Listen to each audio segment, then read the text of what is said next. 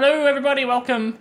Hello. Hopefully I get it right this time. Session 9, one of the numbers, of RLPD, our D&D 5e campaign. Thank you very much for joining us. We're almost in the double digits of sessions, which is pretty exciting. Unless you count with all of your, single digits with a 0 in front, making it double digits. All right. Yeah. Let's. It's always been double digits. The pedantry has begun, and we haven't even started rolling dice. What do the numbers mean, Mason? Bro. Yeah. How are you guys? How you doing? Well, how are you?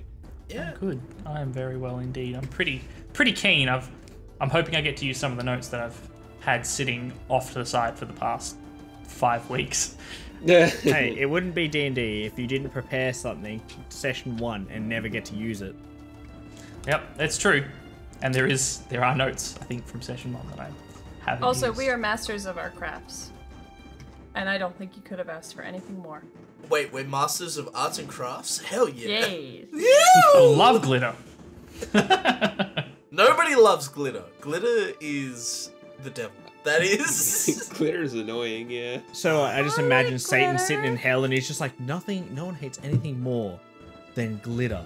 And he's sitting there with like jewels and all sorts and he's just glittered up. And he's like, yes, bring on glitter. the festival. The carnival. Glitter is not Always- as great as people give it credit for. I tried to make Billy's like epoxy resin meeples for that Christmas Secret Santa one year. I was putting glitter in and they literally all sank to the bottom. So one side of the meeple is just like this golden cascade of shiny glitter, and then you turn it around and it's just like boring, like clear resin. That's Dude, why it's you not have good. to put. That's why you have to put enough glitter in so that it completely fills the mold, but not so much glitter in that the resin can't stick, like can't get in between the glitter.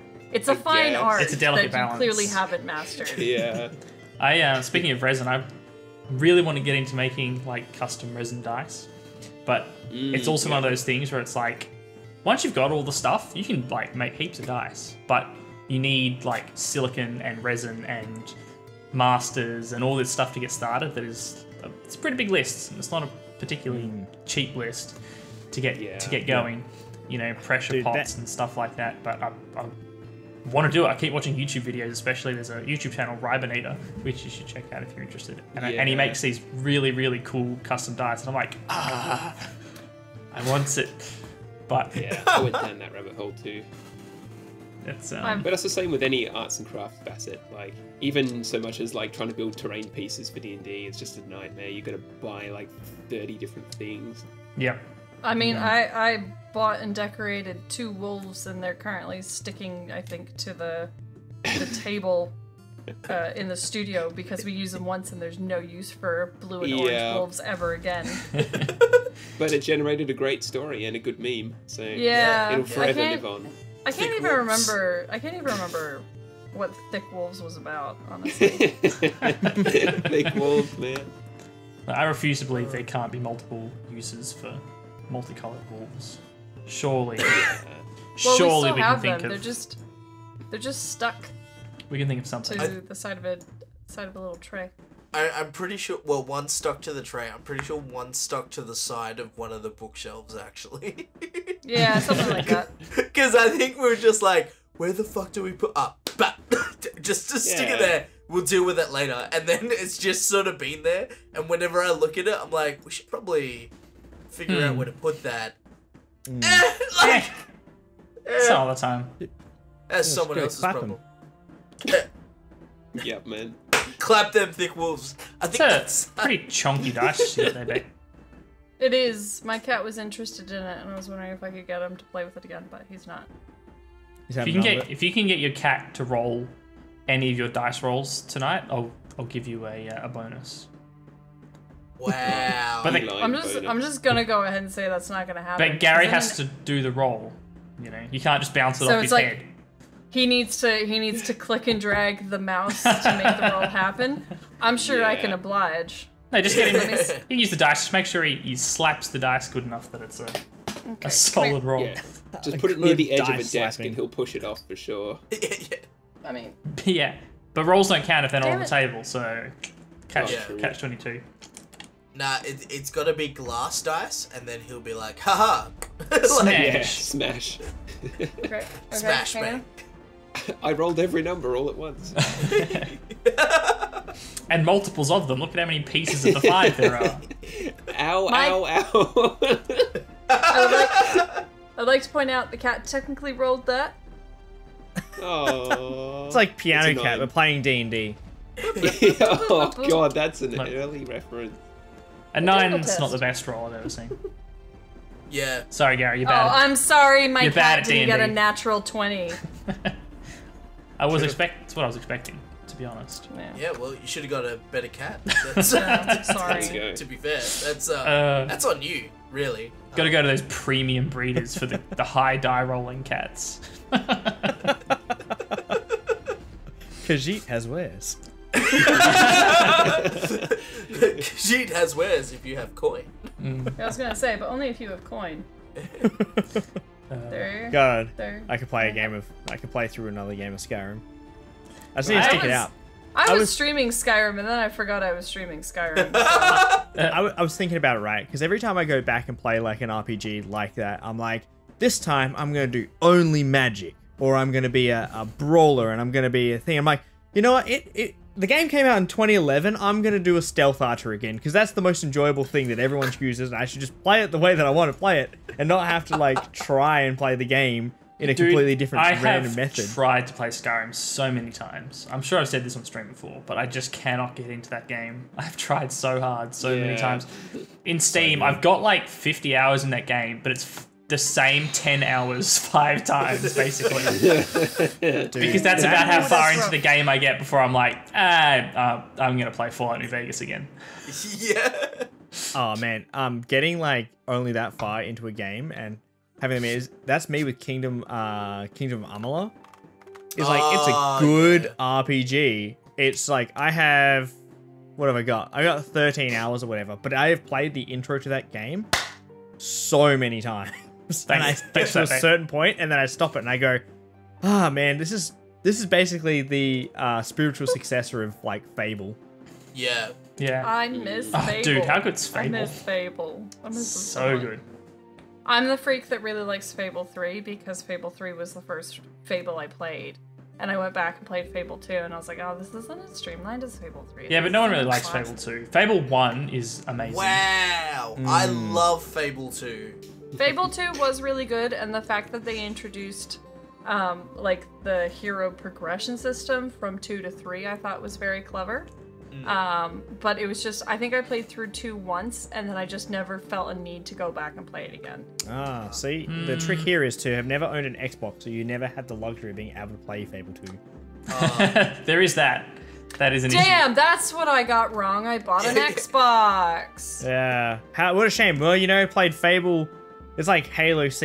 It's like, yeah, I can play it on PC. And Halo 2 and Fable 2 are only on Xbox. Well, rip. Halo 2 was on PC.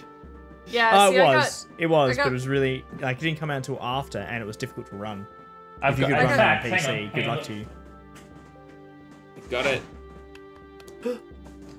Games for I do have it, Windows but it's not Live, here. Halo There 2 you go. There you includes go. 23 multiplayer maps plus bonus map editor and exclusive content. That's Did you ever play it on PC? That's the jam right there. Yeah, Did you really? yeah. I played this on my my laptop that tried to go into meltdown every time. It's like booting up Halo. Not again, Kai.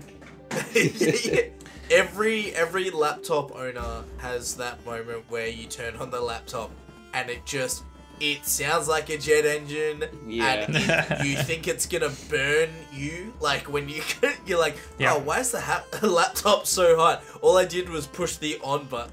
It's Oh, like it's dude. just booting up. I had a like I was okay for the time desktop computer when I was probably, God, I don't know, 15 or so, which I had for a few years, and I was really happy with that. That was sort of the PC that got cemented me as a PC gamer, and it died on me. And I remember the exact moment it died on me. It was during Borderlands 1, and it was right as you were entering like the second big open world area. Like you got the first area with like Firestone and stuff like that, and then you went to the second one, and I can still picture in my head the frame that was just burnt onto the screen for like 5 seconds before I heard a pop and the computer died. Oh no! And I couldn't.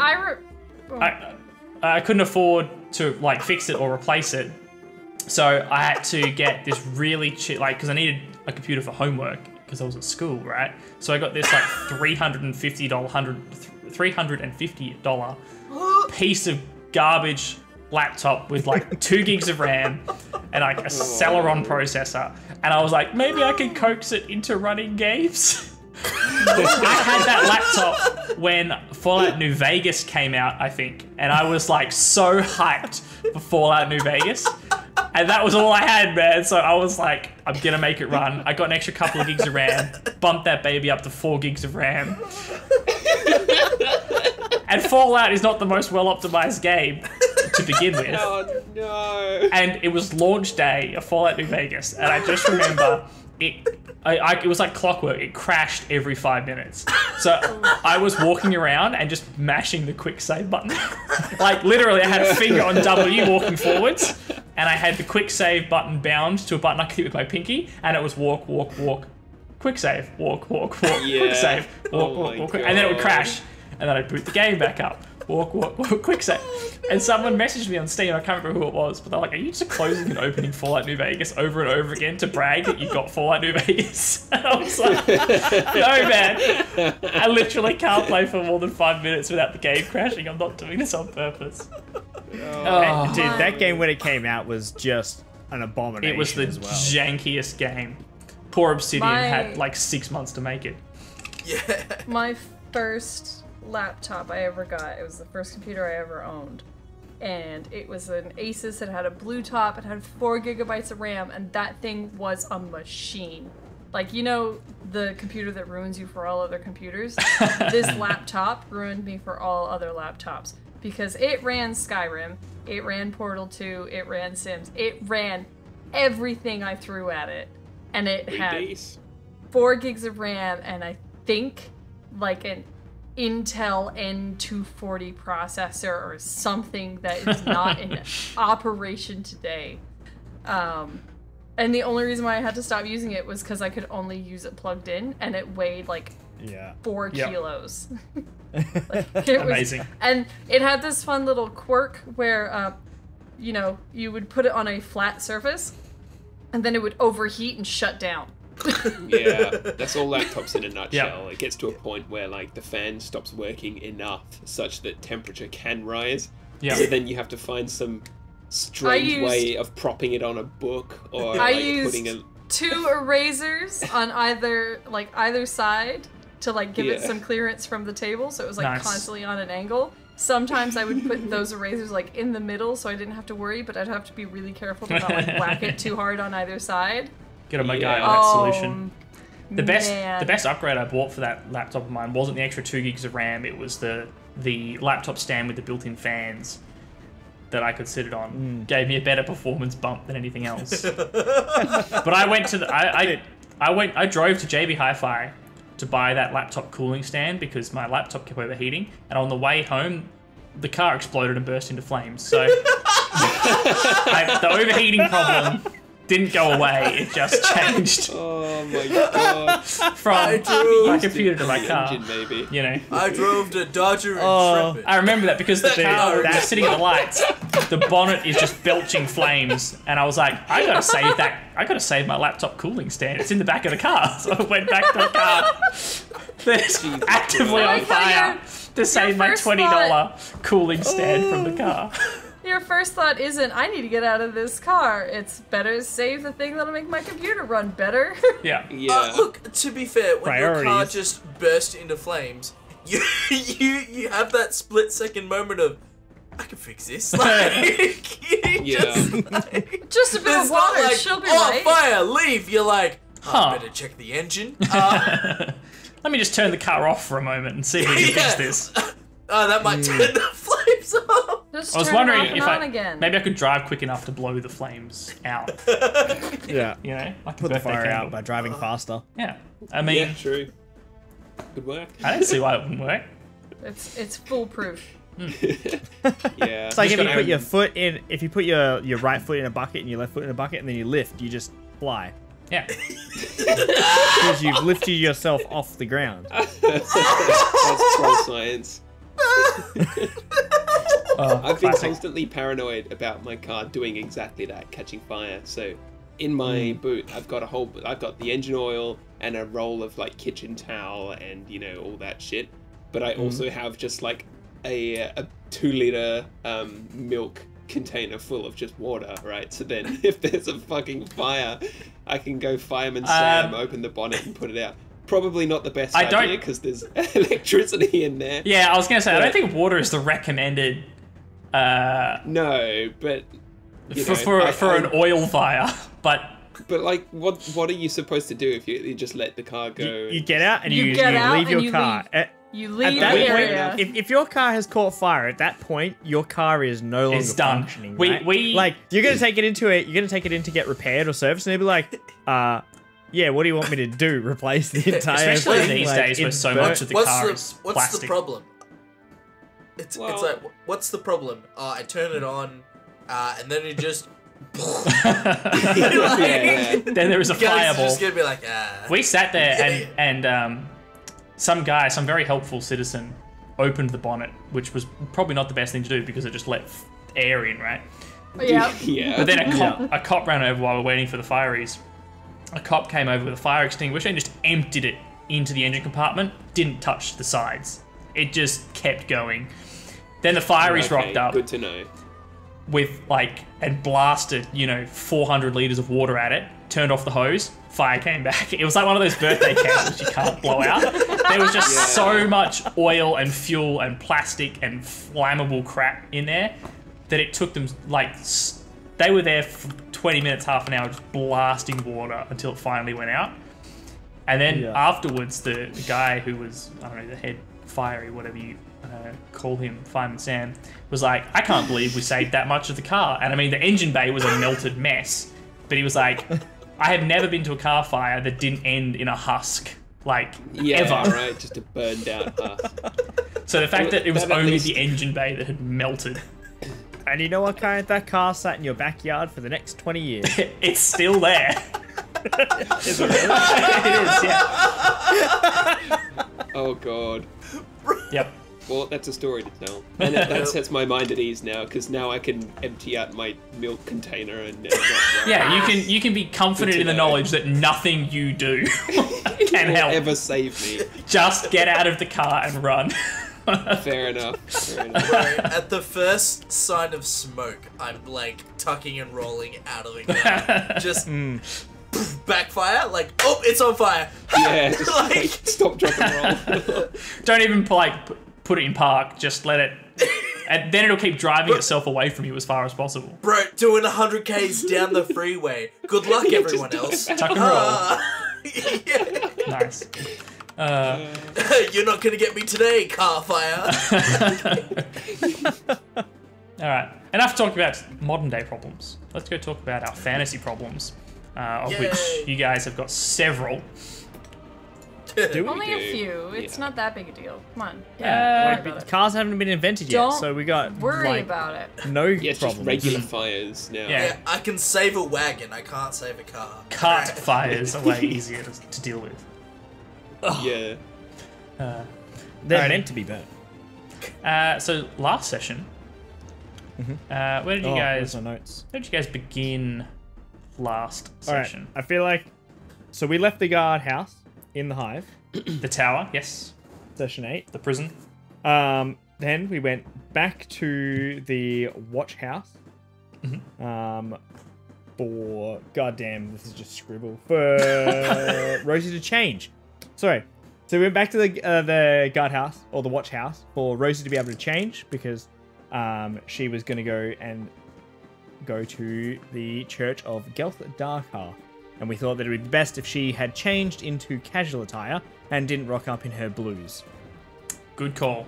So, with that decision, Klaus, Gabriel, and Hadrig all waited outside the church, and then Rosie went on a big adventure. She's going to tell you all about it, and we're going to listen in. Nice try. Wait a second. This feels like a trick. Speak up, Rosie, for the people in the back. I am instead going to share the common knowledge shared with the team because my special adventure is for me and me alone. Well. I know. Come on, that's not in the spirit, Rosie. We're all friends here. What did you do night one, Gabriel? What did you do? What did you do night one? Moving on. None of your fucking business. That's what I did. So, I walked into the church, and then I murdered everyone. Wait, no, that's not right. Wait, what? Imagine No. that. I walked into the church. I learned that Father Kieran, who Corporal Arnold, Yep. Corporal Arnold, told Rosie. us, Dorothy. Rosie, what's her first name? Hang on. Arnold is her first name. Yeah. It's Arnold. This was not Her first part name, of the plan. first name Hay, second name Arnold. Hey, Arnold. All I can what's see your in last here- name? All I can see in here is emotional damage. Luigi Mario. Luigi Mario. Back on. Mama, why you always forget my name? I'm sorry, Dream Mario. Anyway, Corporal Arnold. Corporal Bernadette Arnold. Bernadette. That's the one. I was thinking that. Bernadette. My brain went Bernie, and I was like, no, that's could've not told right. you That's that. the one I keep saying that isn't right. No, that's Dorothy. Bernadette. Yeah, it turns out it's Dorothy. Anyway, For those of you playing Went along to at go- home, her name is Bernadette Arnold. That was very confusing Unless- even for me. I was starting to Yes. question what her name was. and it turns out she's a gnome. Rosie didn't realize. Yeah, none of us realized she was a noob. We made it So I was very like- we made it very clear that I established this session 1. Yeah. Yeah, it was. Yeah. I believe the first thing she said to you, Rosie, is it's great to see more of us gnomes in the watch. Yes. Crazy that. Didn't even Sounds like human realize. talk. It to now me. gives so much context. Dude, anyone Oh, watching back that's this why recap she is just going to said be like, that. I don't What understand. the- Where's this Mario character come in? yeah. Where's Where's Luigi Mario? Who's Dorothy? These are questions that will never get answered. It's like Lost. You got to leave some question threads that just never get answered. Excellent. Perfect. Definitely not making a meme right now, guys. Hold on. Here's the dog. Anyway, point is, I went to go see Father Kieran, whomst Corporal Bernadette Arnold told us to go and say hi to. So clearly that's our way in to make it seem like we know somebody in the church and that we're just visiting. Definitely not investigating. Anyway, instead we find out that Father Kieran is retired, and Father Bruno has instead taken his place. Who, note, is creepy and strange. Let me just check. Confirmed. Creepy and strange. We opted to... I opted to not tell him I was a member of the Watch and instead said I was a friend of Michelle's, who was a gnome that we captured from the episode before. And I was attempting to prove her innocence, even though she did attempt to do some very bad things. And then Father Bruno was definitely not creepy and weird, and he provided me with a note that did not say, "Hey, you're really hot, we should hang out sometime," and How you instead, doing, sweet cheeks? and God damn. instead, That is told creepy us and weird. it was, and instead told us that there was a meeting happening that I should definitely come and visit, because it's gonna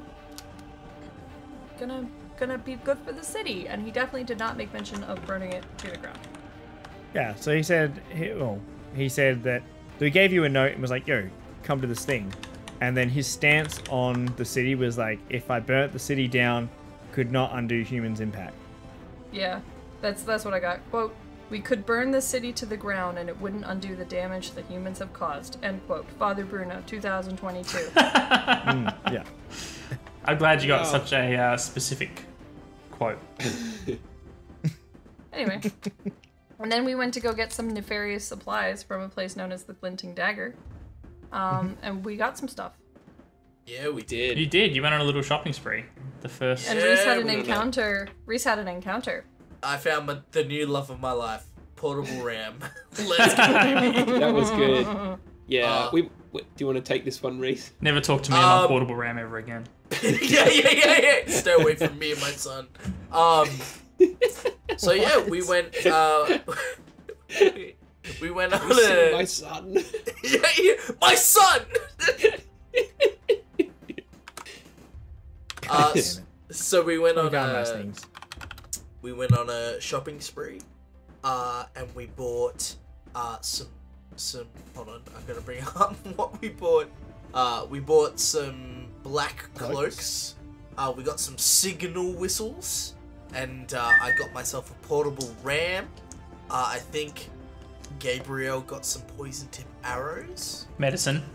Medicine. That's it. It's special medicine to be applied non-orally. Yeah. And then we went to go visit our friend, whose name slips my mind. Fernando! It's injection medicine. Yeah. Fernando. Yeah. Fernando. To help Fernando. to help alter one of the amulets of Gelth Darkarth for our meeting tonight. So now we have 2 amulets.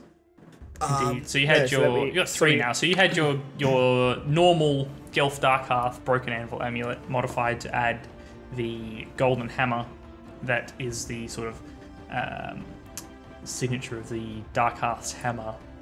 Yep. Sort of subsect. So you've now got 2 original Darkarth's hammer amulets from the 2 gnomes that you had the encounter with earlier. The one that you killed and the one that you captured. So you've got 2 originals, and you've got 1 fake that you had made by Fernando Fineries. I thought we had 2 in total. Okay. No, 3. Well, now we have 3. So, okay, who's going to be the 3rd one? Well, we'll decide this in character. Well, I think we decided you get it in a that... cereal box. My understanding was that Gabriel wasn't getting one because he spoke for Cylon and that was his cover. But I will let you guys discuss that. That's a great idea. Yeah. That's exactly what we're doing.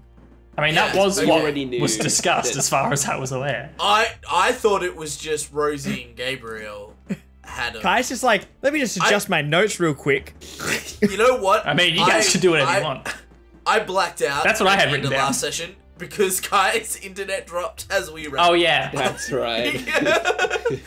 So I actually have 2 lines for my notes from the last lesson. One of which says "Get Gerald fired." So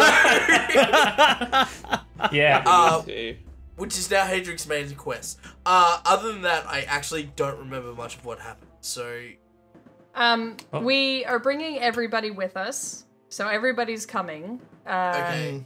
We got 3 black cloaks. Hang on, maybe before 4. we summarize the plan and start moving forward, I'm going to start our countdown timer. For those of you in chat who aren't familiar, this little timer down here is just going to count down some focused game time, where we're going to not be talking directly to you guys in chat, but if you want to shoot any questions off or chat to us, we will be replying by text, just not verbally, so that we can keep the flow of the game going. Just before we officially go, can everyone please go check out my meme that I just posted? Oh god, where hang on. In the memes Discord. And photos in the Discord. Alright, hang on. God, I've got so many windows open right now. Okay, it's... just to minor service things. And if I go and look at that in the Discord, all of your cameras are going to be replaced by this chopped up meme. So I've got to look at it on my phone. Hang on.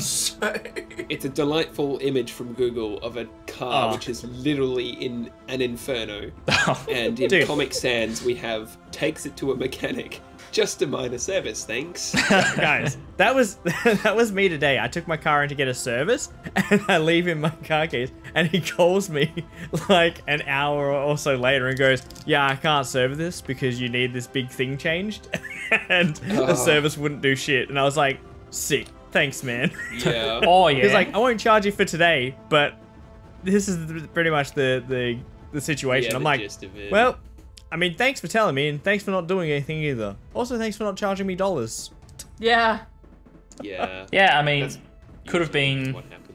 could have been worse. Oh, Kai! Thank you, Real Mackay, Hey! for your 32 months of subscription. Amazing. What is Nice. what? What was that was that notification? guy? I don't remember that one. It's a slap fight between Tom and Reese. I remember that one. Did Reese win? Oh, damn. All right, gang. I am starting the timer, so let's get part 1 underway. All right, Kai, is there any questions you would like to ask the party before moving on? Just to clarify what we are doing. Any questions Am I'd like to ask the party? Yeah, like, are we on the horse? Are we not on the horse? Just- Oh, those sorts of important Yeah. questions.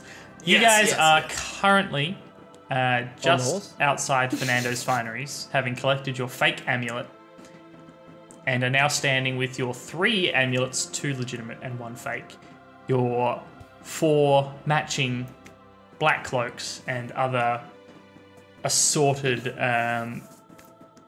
infiltration and perfectly legitimate items that you purchased. Yeah. Your, as far as you're aware, there is some sort of a meeting, ritual, something happening at midnight, not far from the Church of Gelfdarkarth. Nice. All right. So let's go over the plan.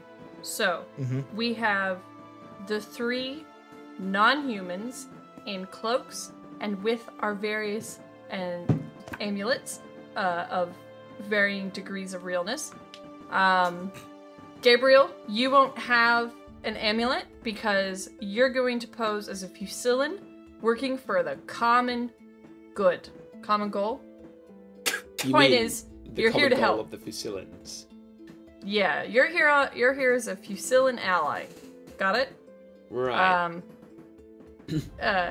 Hadrig, if you can take that portable ram with you in such a way so that nobody notices you've got it, by all means, but also might be a bit conspicuous if it's coming out behind you. Wrap it up in a blanket, and then if anyone asks, "This is my child," how dare you? This is my son! I'm My sorry. son! Are you calling my child child is 5 feet fat? long and weighs Have you 200 seen my pounds. son? You can I just. couldn't get a sitter for tonight, so I hope you I had did a to bring shepherd. him to the evil ritual. Start him young, you know? You know what? I'm gonna have it slinged over my shoulder, and if anyone asks, you never know, right? Sure. fair. That's it. That's the answer. You never know. Why do you have a portable ram? You never know. Hey, Hadrick, what's that on your back? You want to get a closer look? Bam! It's a big stick. That's. Yeah, just say it's a walking stick. I have a bad Yeah. leg. It's my weights. It keeps Yeah, me it's nice and It's fit. me Do you lunch. lift, bro? Or I'll It's give them snacks an for the ritual. intimidating scowl. Don't ask about my child. Never Alright. talk to me or my son ever again. So we're standing out there. We're contemplating what we're gonna do. Rosie, what's the plan?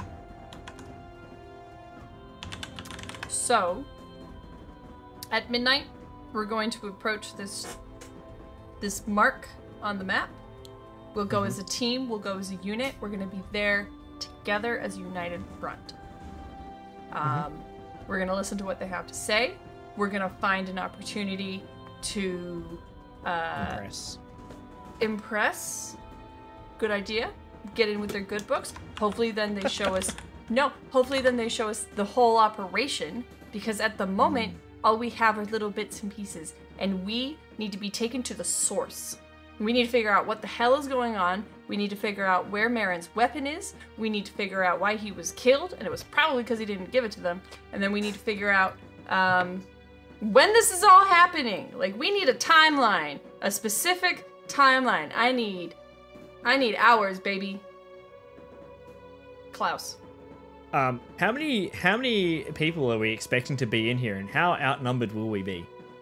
I have no idea.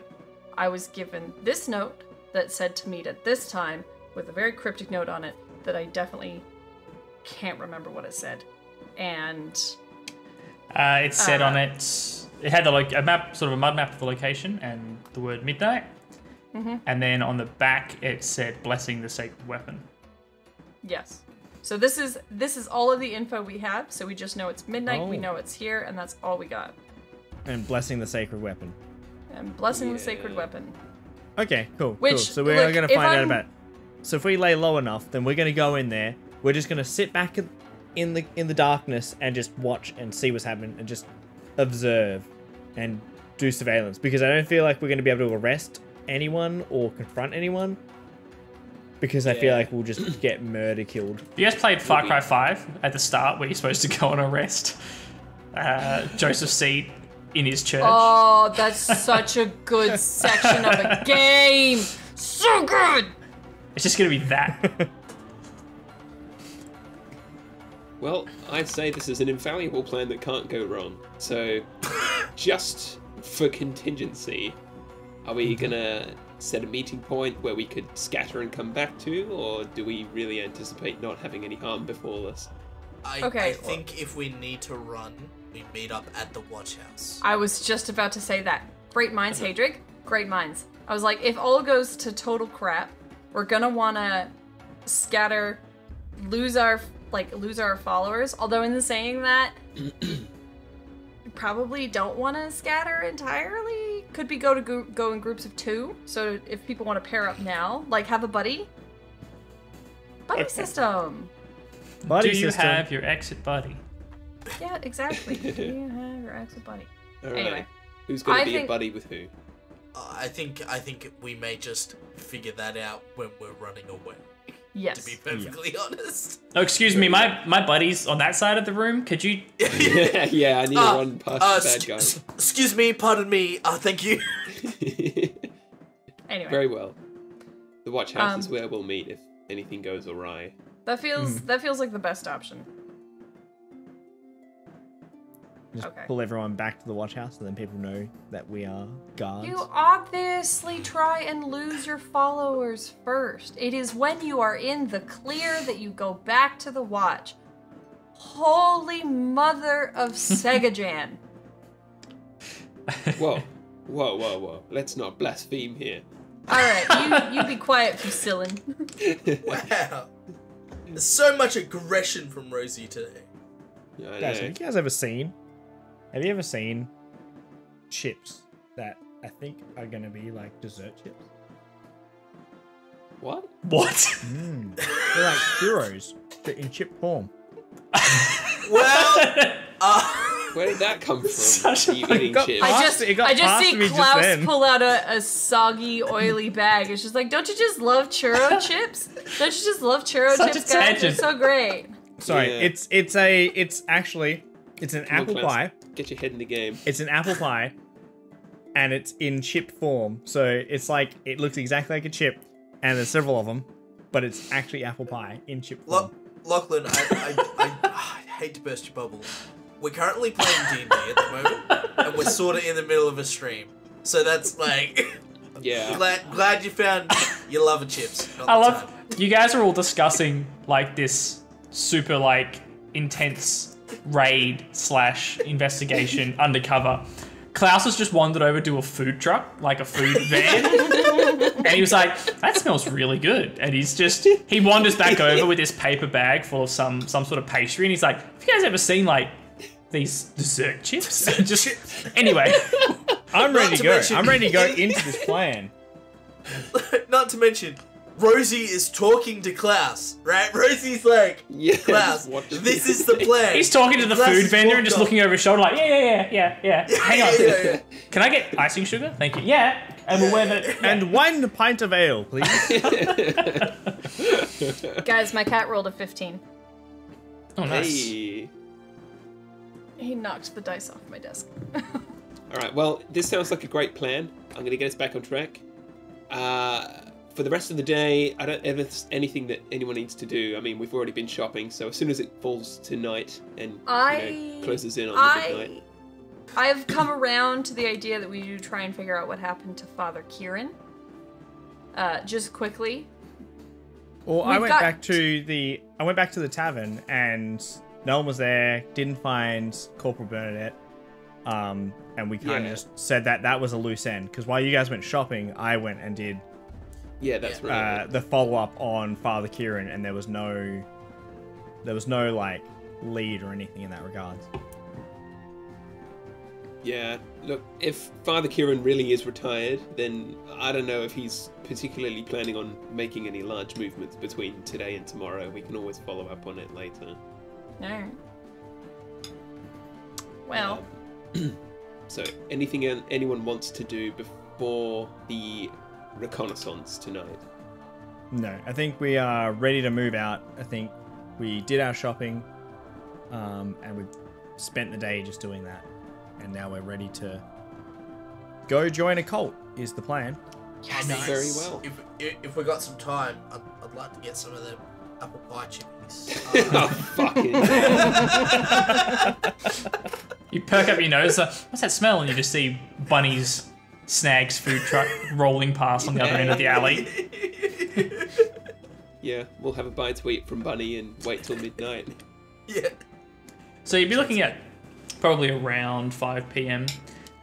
So if you wanted, you'd probably have time for some shut-eye, or you can just spend it, getting fueled up, some food, some drink, getting ready for the... Go to the tab. Yeah, Go go to to the pub. tab. Let's go. Go to Tooley's. Drinking dicks. Julie's, the Drinking Yeah. dicks it is. Let's lay off the ale a little bit though, because we've got work to do tonight. Yeah, we'll just Whatever, get apple Dad. chippies. Stumble in, just blind drunk. We'll just get a bowl of chippies and that will be it. Yeah, we're here for that the ritual thing. Can I get a bowl of wedges? He's halfway we through reading a blessing- page of Latin, and then fucking Klaus pipes up. Hey, have you cultists ever had these fucking apple pie chips? They're like so fucking good. You guys make your way to Drinking Dicks. You are welcomed warmly, as always, by Chuli behind the bar. The bar is certainly filling up as more of the watch knock off for their day shifts and come and enjoy a pint. But you're easily able to find a table to fit the four of you and order yourselves some sort of light food. You don't want to bog yourself down too much with the night ahead of you, and try to keep yourselves limited to probably only a drink or two so that you're not too out of it. But the hours pass by as you refine your plan and discuss the clues that you've discovered over the past few days, and before you know it, you find yourself getting close to the midnight rendezvous. The vast majority of the officers that were having an after-work drink have left. Only a few stragglers that may or may not have work the next day, spending a bit longer at the tav. But behind the bar, Chuli certainly seems to be cleaning up, getting Can I ready for just the go end of the and day. ask Chuli a question quickly? Of course. I'm Hello, just, Rosie. Hi, Chuli. I hope you're doing well tonight on this fine evening, as it were. Can I ask you to send a message to the Illaba Watch House for us? Well, not like I can head there, but if I see someone heading that way, I can certainly pass a message on. I'd mighty appreciate it there, sir.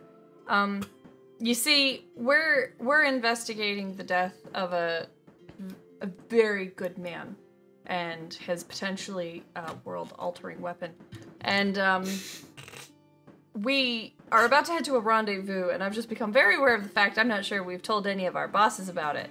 So, would it be possible to just, I give him a quick, like, little drawing of the mud map that I was given, and I'm like, is it possible to get someone to take this to the Illabo Watch House to say where we are and what we're doing?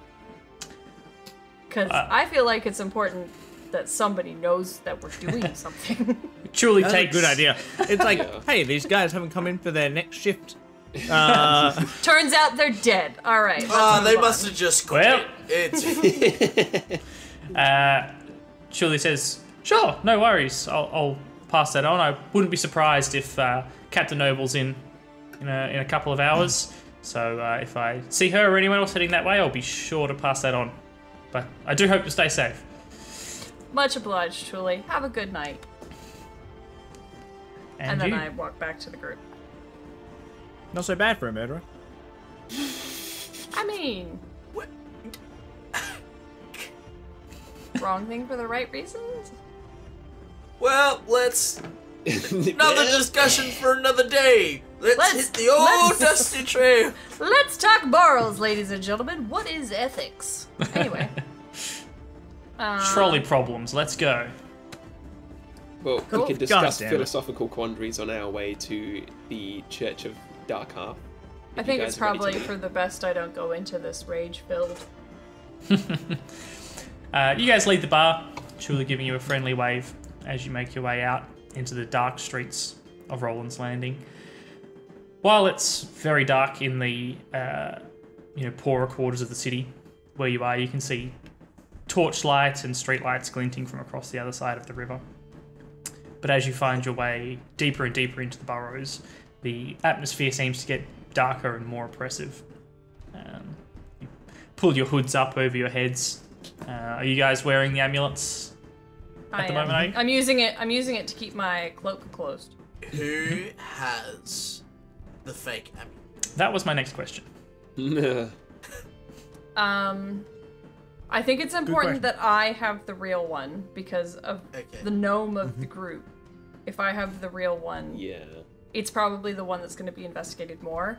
And also, if we get stopped or the amulet gets investigated, if it's one of you guys that have it, it could be easier to explain as we had to give them something quickly, and so this is how we did it. Well, I was gonna say I'll have it. I can take it. Because I will just give anyone a stern look if they question my allegiance. Yeah. Yeah. There. Nice. So that leaves Klaus with the other real amulet. Cool. So Rosie and Klaus with real ones, and Hadric with the faux amulet. Yeah. And you don't have anything because you're in this for different reasons. Let's go! That is correct. Gabriel's got a whole language to back up his backstory. I do. I've done the most preparation for this movie. Can you put on the fakest Fusillan accent you can muster? Like, not speak in Fusillan, speak in common for us, but be like... du fromage. Yeah, like, oh, how dare you speak to me like this? You know? I'll do my best. Excellent. That's just really inappropriate French. That's Yeah. I look forward to this hurtful stereotype. You guys make your way, and before long you recognise that you're only a block or two away from the Church of Dark Hearth. Are you staying together as a group? Are you heading straight to the meeting location, or heading there sort of by a circum... So, with the knowledge that only I was given the note, it won't make sense if any of you other guys just show up. So, Yeah. as a We'll come group! with you. Cool. You guys make your way towards the church, which, as far as you can tell, seems dark. There doesn't appear to be any lights coming through those narrow, high windows that you saw along the sides, or from the tower, sort of squatting above the building. But quickly orienting yourself by the map, you move towards the northeast crossroads bordering the church. And you're not 100% sure what you're looking for. The map just has a circle sort of indicating the location. So you're not sure if you're about to wander into a large group or what exactly. Are you guys sort of, I assume, not brandishing weapons, but are you sort of ready with them, or what's the mood amongst the group? Yeah, I've got my weapon across my back like usual. Yeah. It's not atypical for people to have weapons in this part of town, so it's more of a decorative fucking piece. So they're not hidden, but you're not wielding them. You've just kind of got it strapped to your Yeah. back or your hip or whatever. Yeah, cool. I've just got my hand on the hilt of my dagger as we're walking. Yep, which is fair enough in this part of town. Plenty of cut purses and cutthroats about. As you approach the indicated space, can everybody please give me a perception check? Of course.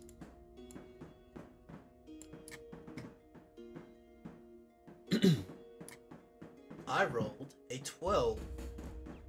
Oh, hang on. 16 for Gabriel. I technically rolled a 5, and I won't redo it, so I got 9. 11 for Klaus. Cool.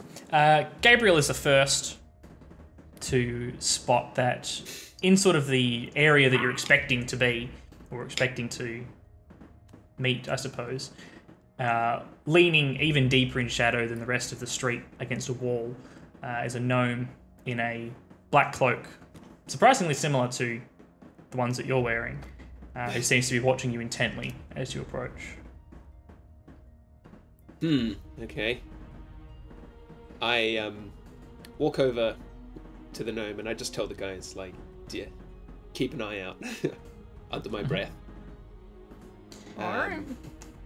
And I utter the phrase to the gnome, sort of trying to keep a low voice. We are his hammer. Is this the right way?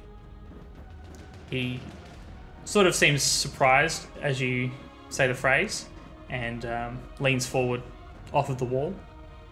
Says, so, did the father invite you? No, not me personally, but my friend over here, the small one. She was invited by the father.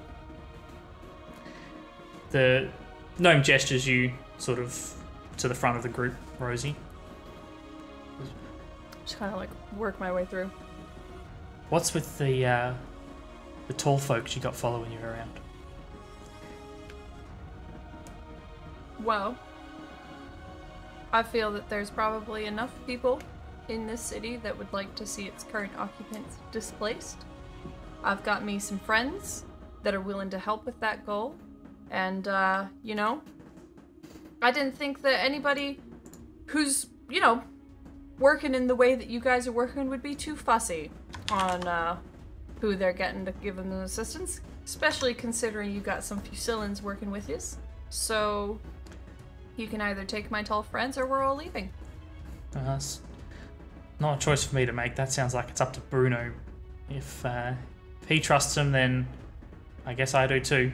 I trust he gave you all amulets, and he pulls his out from under his cloak. I show mine, and I gesture quickly towards the others. He sort of only pays yours a cursory glance, as though he expected nothing less. Klaus. I grab. Oh, sorry. No, go on. I was just gonna say I grab mine, but have most of my hand over it. Just to be like, You just It's see an the amulet. gold. Just see the gold. Nice. Uh-oh. fuck's sake. He seems to... His eyes almost sort of skim over Klaus's amulet, and seem to be about to do the same for yours, Hadrig, but then he almost does a double take and has a look and goes... He reaches out to sort of hold it and have a look at it. Are you... You're currently clutching it. Do you sort of give it up, or...? I sort of pull it back a bit, and give him like a menacing scowl. Oh, that's a pretty poor excuse for an amulet. I'll have a chat to... Sorry. I quickly interject, and I'm Yep. like, I'd like to see you try and find someone, just create an amulet for a dark religious terrorist group, and just no questions asked. Well, look, hopefully with the the coin we've got coming in, we can afford some better quality crafting in the near future. Sorry you have to put up with this one for now, friend. And he pats you on the shoulder, Hadric.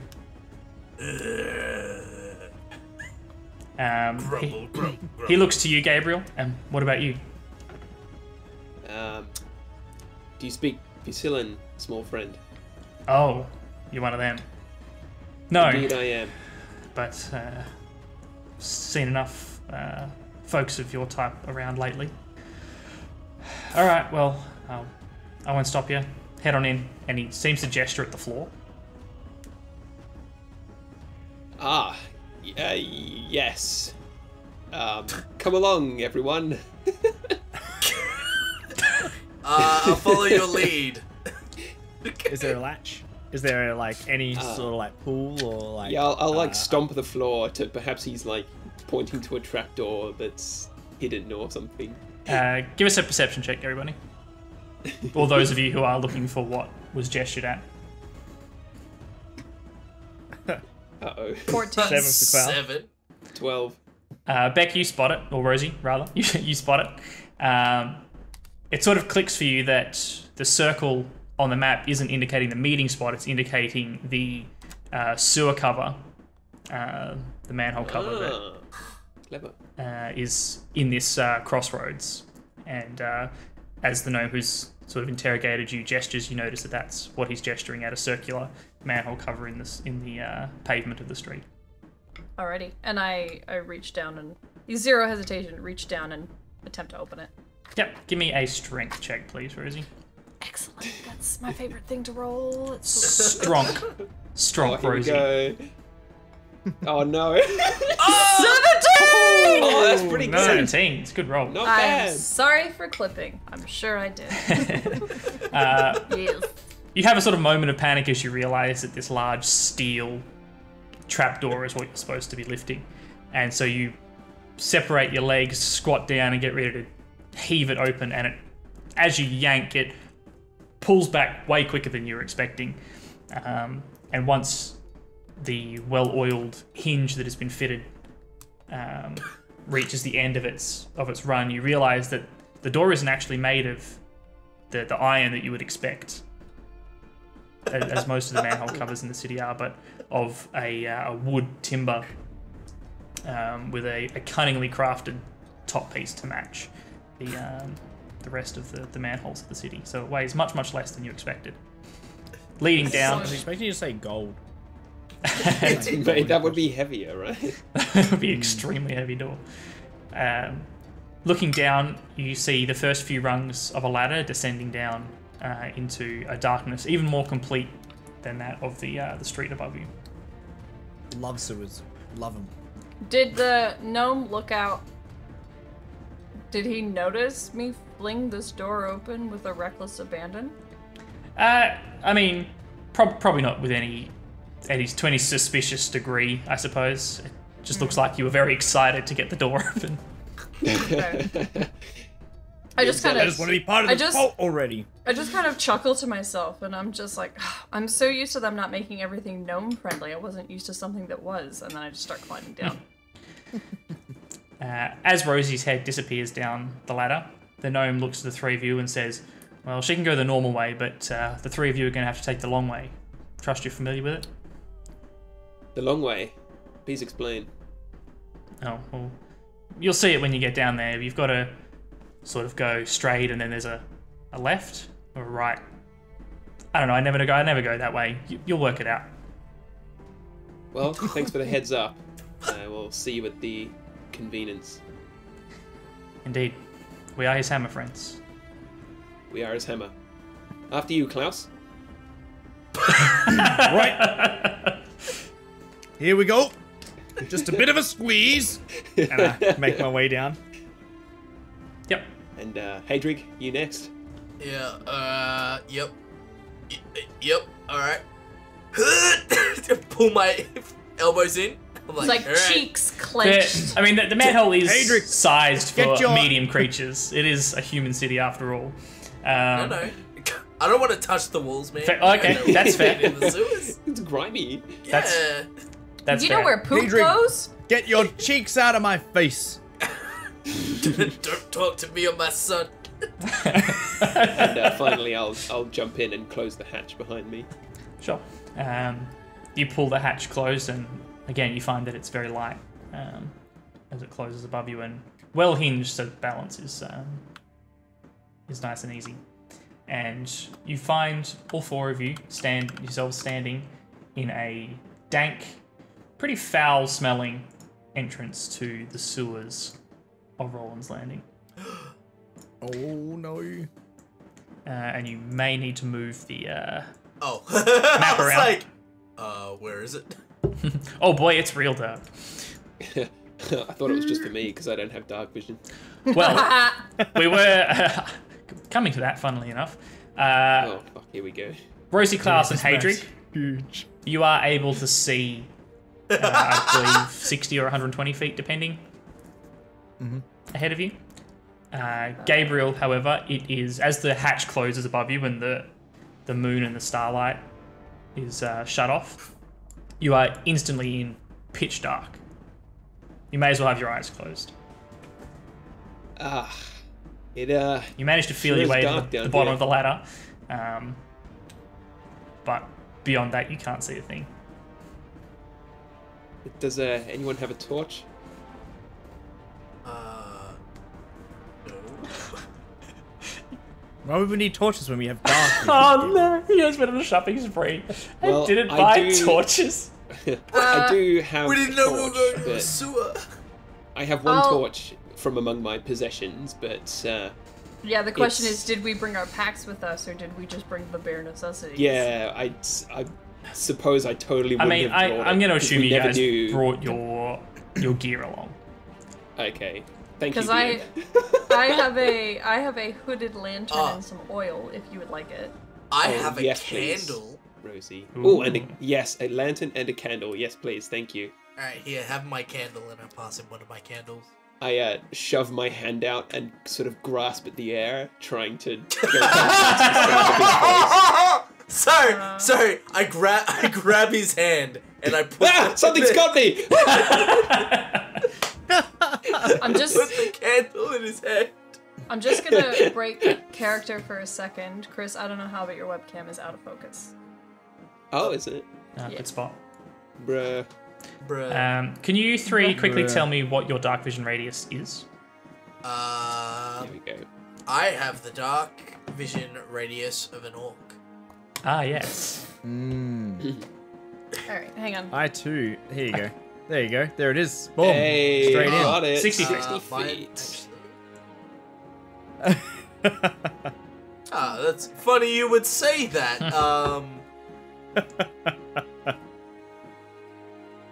Dungeoneering time. 60 feet. Um, See, dark.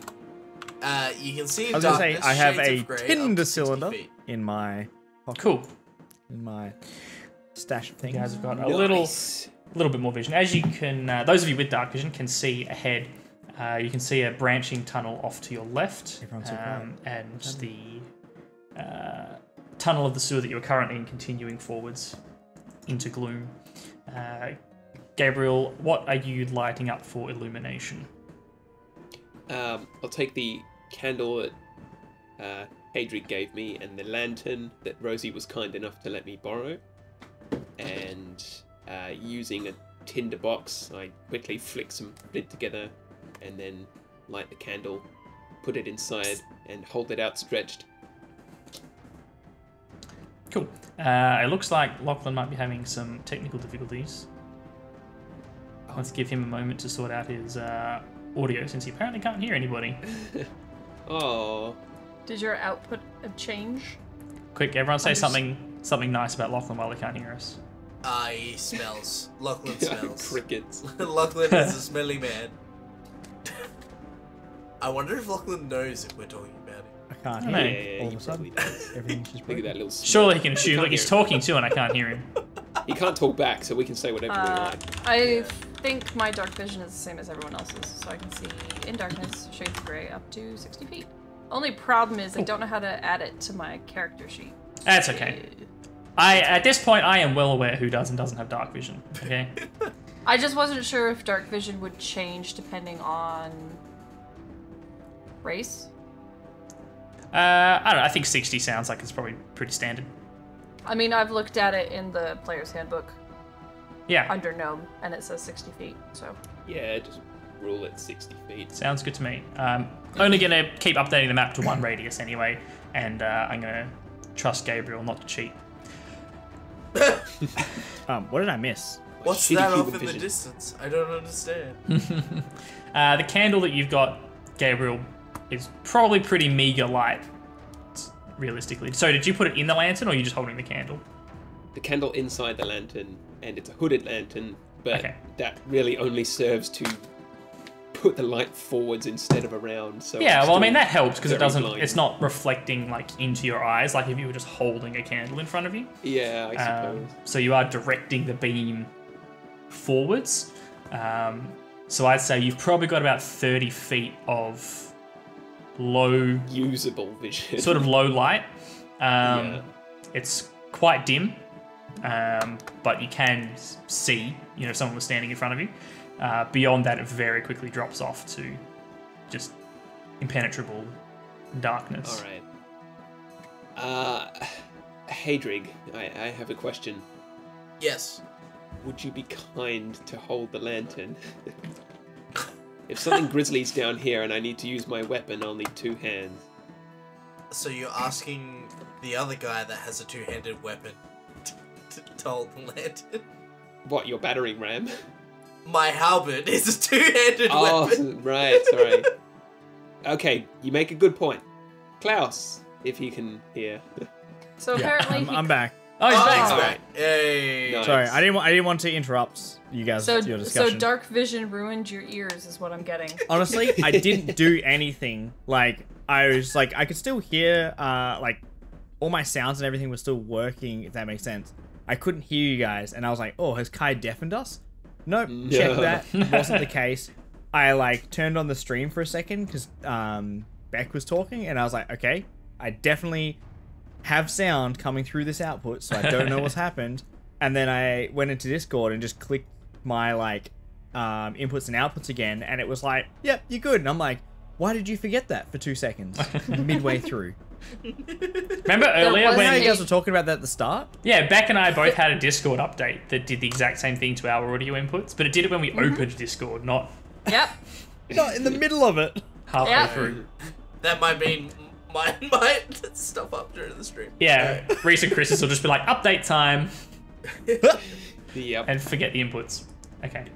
So let's Anyway, go it's back. fine. So we've We got it established that the sorted. 3 of you can see 60 feet. It's helped slightly by the weak shuttered candle that Gabriel's carrying, but that's pretty irrelevant to you guys. Gabriel's just got it so that he can see at least where he's walking. Yeah, that's fine. I'll just hold it. Just don't expect me to shoot anything with my new medicine arrows.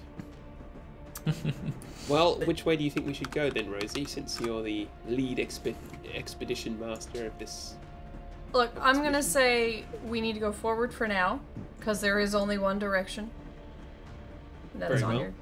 onwards. But there's I- clearly 2 directions. Yeah, and Well, also, did we he not can't say that see we that. should be... Yes, we can. Yeah, we can. You can see that the tunnel veers off to your left, Yeah. or has a tunnel heading to your left. Gabriel can't see this because it's a little bit outside of his little world of light. But the 3 of you with dark vision can see that there is a tunnel heading off to the left. Okay. Well, should we head to the left, as the gentleman said upstairs?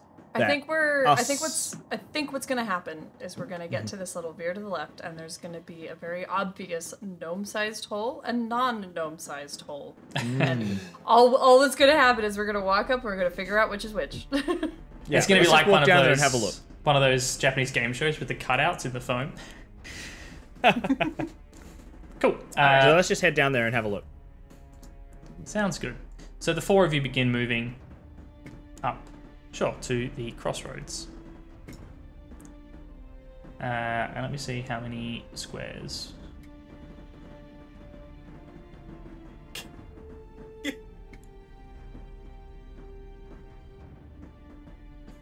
Sure, so we're going up to about here.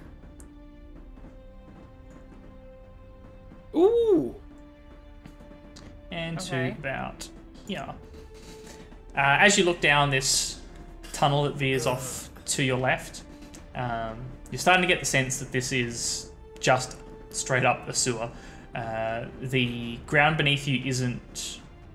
I mean, you're not standing in water, but the ground is like soggy and damp. And when you step, you can feel your boots kind of sucking Oh, excellent. into this like settled kind of... I mean, silt is probably a kind word for it. On the floor here. Towards the end of the area that you can see, there is a small stone footbridge that seems to be crossing from one side of the sewer to the other. It's probably worth mentioning, because you may have wanted to change after a few steps of this uncomfortable ground. On either side of the sewer is a raised, paved footpath, for lack of a better term, while in the centre it dips down into this kind of mucky, silty floor. So, Yeah, good point. odds are you guys are probably going to want to be standing on the edges here, if I had to guess. So we got off the ladder, we stood in the silt, and then we're like, this is good, let's continue on without jumping onto the platform. So you probably took a step or two before realising how unpleasant it was to walk on and jumped onto the sides instead. So as you move yourselves around, feel free to keep that in mind. Yeah. Well, I can see in the forward, in the path that veers off to the left a little bit, I can see what appears to be a bridge. Because the gnome upstairs did mention a left. He He said did. it was a footbridge. He said for those that can't go the usual way, that it was a left or a right, depending on what he could remember, which wasn't much since he doesn't usually go the abnormal way. Yeah, so we just need to figure out what the normal way for gnomes is. Am I restricted by my speed at this point? No, currently you guys can move around. Just keep a track of where everyone is in relation to each other. So if you suddenly sprint down the end of the corridor, leaving everyone behind, that could be a problem. So just sort of move as a group if you can. Yeah. Unless you want to split up, in which case we'll handle that. I was Let's... just thinking I might head down to... Because obviously we can see the path ending at a junction down the bottom. I figured it might be worth just heading down there to see if there was a gnome-shaped hole over there. Rosie, if you lead the way, then we'll just follow behind you. Yeah. I'm with that. And when we get to an impasse that we can no longer get through, then we will find our own way. Go your own way. Go your own way. Alrighty, and I'm just gonna leave Rosie. Fleetwood Mac fan, huh? Oh, I'm a fan of them when it's sung right. Oh. Ouch. I'm a fan of Stevie Nicks, not of whatever that was. Who sings that song? Let's keep it that way. Oh my Oh, god. Let thanks, them Dad. Don't cookie that job. As those of you who are attuned to the darkness look left and right towards the end of this T-junction, you can see to your left the tunnel disappearing into darkness, similar to the one that you just saw.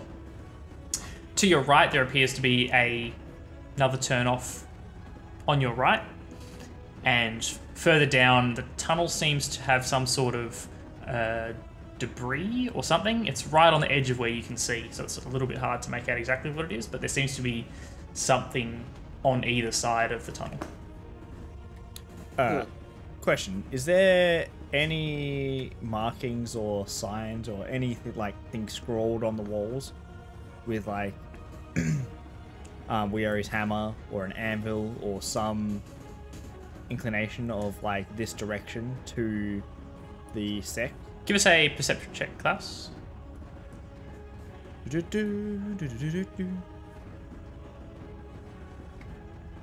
That is a 17. 17. That is very good. You did notice, now you're thinking about it, as you reached the bottom of the ladder, immediately to the left as you came down, there was a pretty crude hammer image carved into the walls. And where you're standing now at this junction, as you're sort of looking left and right, you see that on the right-hand wall, as you're looking to your right, just here on the map, you see a similar crudely scratched in hammer in the wall. Gang, there's a hammer on the wall here that I think might be the direction leading us to the cult. Oh, thank The goodness. sect. All right, well spotted, class. I'd hate to be stuck down here longer than we need to. Yeah, I was thinking the smell was becoming a little bit much. Maybe we should have a look a bit harder. Yeah, if the streets of Rolands Landing have a oppressive smell, down here is it just concentrated into an atmosphere with zero airflow. Yep. As you move deeper into these sewers, it's sort of eerily quiet as well. You can hear the odd drip in the background, and possibly the faintest sound of running water, but you're not 100% sure. I guess we follow the hammers. This way is as good as any. Sure.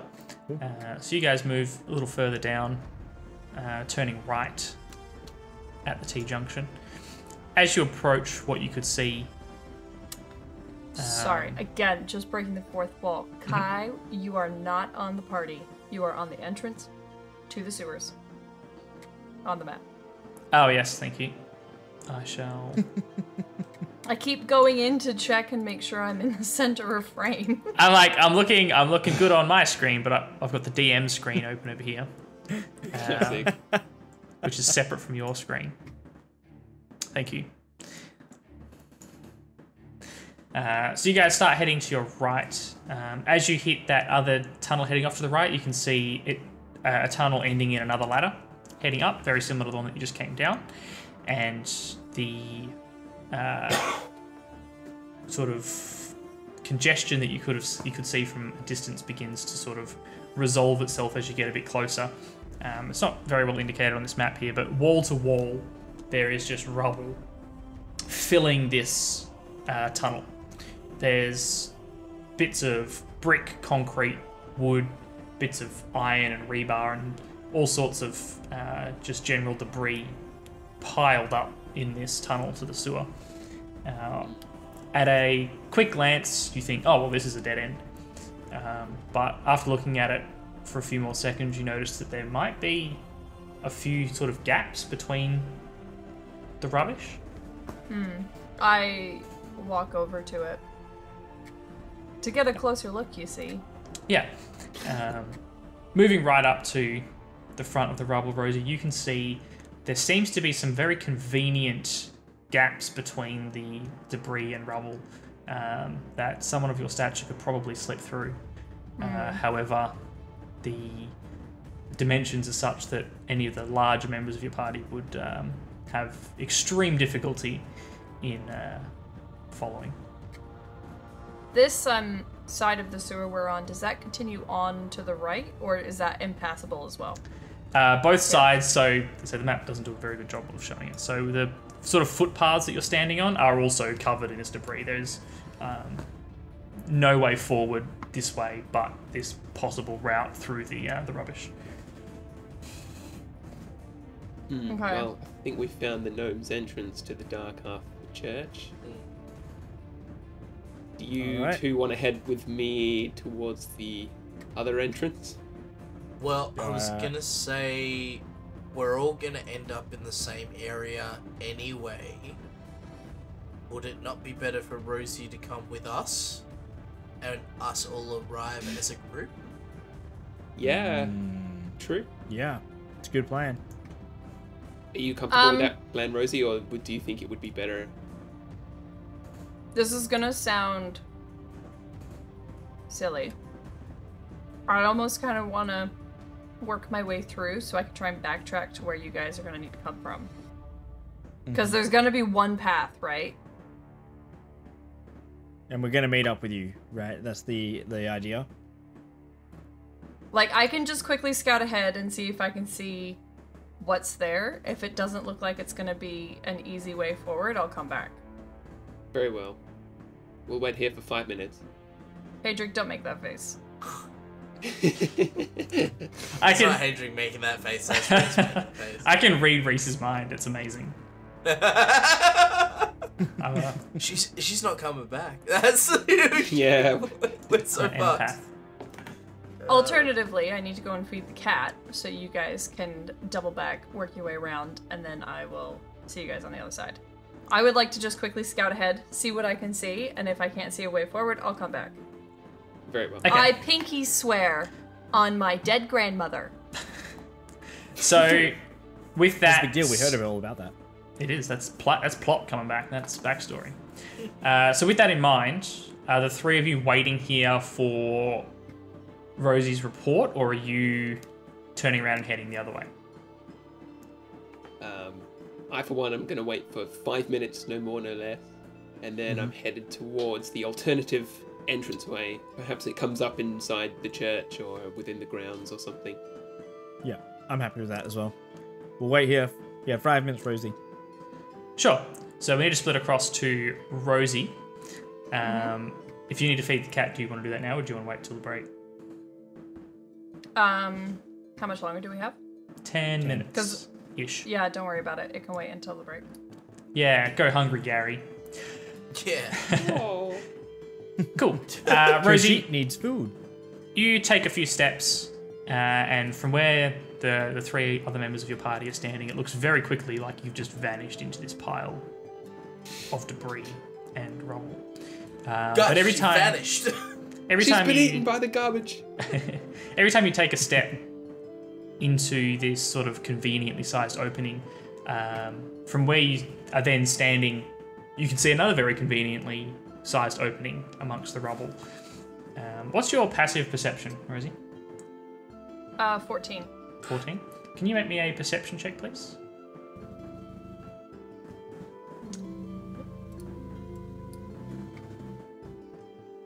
Whew. Nope. Nice. I can't see exactly what it is. 6. You actually, you know what? Give me a dexterity save as well.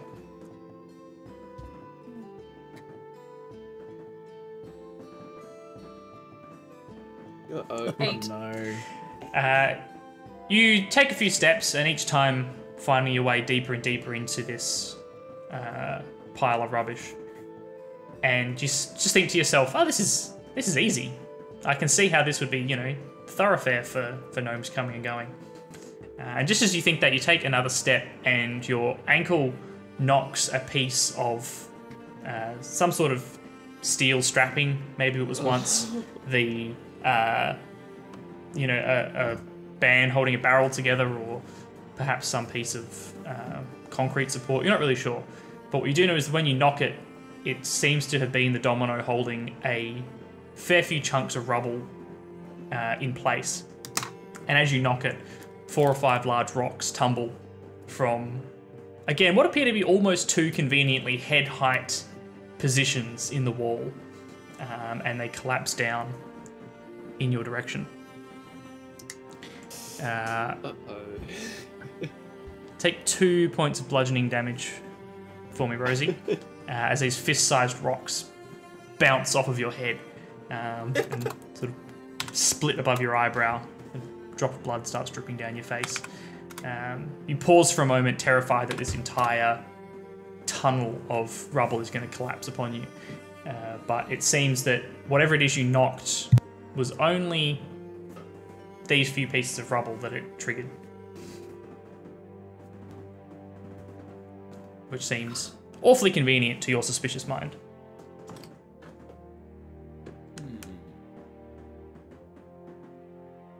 Alrighty. Sorry, I don't know if anyone else noticed, but Tom decided to interrupt while you were explaining something to mute me. That would be an annoying. Tom, classic. So am I cut off from the group behind me? No. So it didn't collapse the tunnel.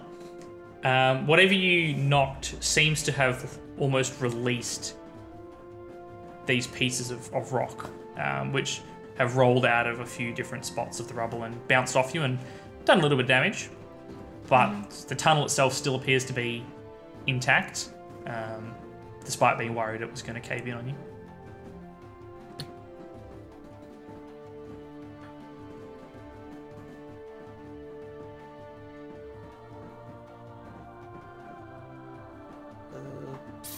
Just sitting here and I'm like, is it worth me getting bonked on the head a bit more? Probably not. From where the three of you are standing, give me perception checks to see if you've noticed The bonkage. the bonkage. Kidge. Oh, nat 20. You best Hadric believe I knows what's saw up. it. Ah, 15. Hadric finally has a smile on his face. Hey. 16. Hadric's the first to hear it. In fact, he hears an almost a sort of a twang sound, and Rosie curse under her breath, and then the other two of you hear the rubble start tumbling from somewhere within the tunnel, and your heart leaps to your throat for a moment as you think Rosie's about to be crushed under this mountain of brick and concrete. But a few seconds later, the noise quiets down, and the pile of rubble itself doesn't seem to have moved, but you definitely heard something, including Rosie grunt in some pain. And I yell back, alright, this isn't worth it. I'm not gonna get bonked on the head. I'm coming back. And I start walking back. Are you alright? I'm just kind of like holding my hand to my head, and I'd like to think as I re-emerge from the tunnel. Yeah. And I just lift my hand away, and I'm like, just a bit of blood. She'll be right. Shall we go the long way then? Sure. Let's go Yeah. the long way. Let's not go the bonkage way. As I was drawing this map, I was like, I wonder if they'll split the party. Oh, you tried to catch us in a trick. All it takes is 2 damage. Yeah, it's like, nope, never Just split the nope. party again. Wait a second, my healers are back Did there. you say that we heard like someone else in that tunnel as well? No, you didn't hear anybody. Hadric heard what sounded like a twanging noise just before the rubble, but the other two of you only heard the rubble noise and Rosie grunting. Okay. Well, Rosie I emerges, reckon sort we of should- wiping a small bloody streak from a cut in her eyebrow, but otherwise appears to be okay. And well, don't let the water touch that, Rosie, or you're gonna. Let's head up the corridor to the alternative entrance, see where that leads. Sure. You guys head down to the corridor that is now on your left as you return the way that you came, leading to the second ladder up to street level. Can anybody who is interested give me an investigation roll, please? Oh, here we go. Big plays. A 9 from Hadric.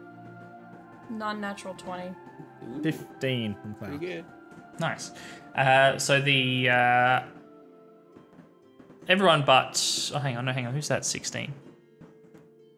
That was Klaus. previous roll. That was I a perception. Oh, right. because I'm kind of blind. Yeah, no, that's perfectly reasonable. So, Rosie and Klaus, as you make your way back up this hallway towards the other ladder, you feel like this is, with the distance and how it's basically the same distance you just walked, and based on the layout of the street above, your best guess is that this ladder leads into the church above ground. Well, maybe we should have a little look-see, shall we? This is It a is way lightable. easier way into the church than the garbage compactor way. Well, we weren't going to the church. We were gonna be going to a meeting spot for some dark arts ritual. I don't know. Well, we're if just you'll- gonna. Do you Like, want if to? you- Do you want to poke your head up? Like we I can don't know assume if- that it's the church above, or we can continue back down the sewers. I don't know if Rosie shared.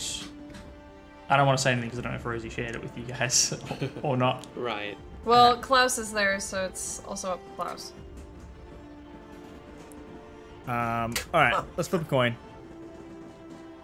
Odds or evens? Odds we go up, evens we stay down. Sure. Oh, And that's Go an up. odds. Odd. up we go. Oh man. This is totally not the way. So who's going up first? I'm legit. I'm just gonna go up, poke my head out, and if it's in the Yep. church, we're going back down. 100%. Sure. That's all we want. Okay. Rosie takes the lead up the ladder. The rungs are conveniently spaced for someone with shorter arms and legs. And getting to the top, you see a similarly shaped entrance to the one that you just came down. And again, from below, it looks as though the lid, the door, as it were, is made of timber. I gently lift it, knowing my last experience. You place your hand on and begin raising the trapdoor. It begins lifting quite easily, much like the first, but after travelling about an inch, it stops suddenly, and you hear the faint chink of chains from above. All you can see is through a very, very slim crack between the door and the frame that it's resting in. Peering through, you can make out a very dark room. With your perspective, all you can really see is what you assume are a couple of table and chair legs inside of a stone room.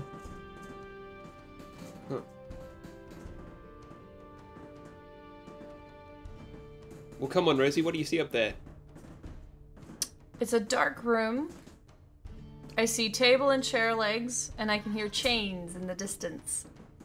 Chains. For what it's worth, the chains sounded like they clinked when the door stopped travelling, as though you sort of hit chains. So the chains are right above the door is where you heard them, rather than the distance. Okay. Well, this door isn't gonna open, so I come back down because it stopped 1 inch up. Like,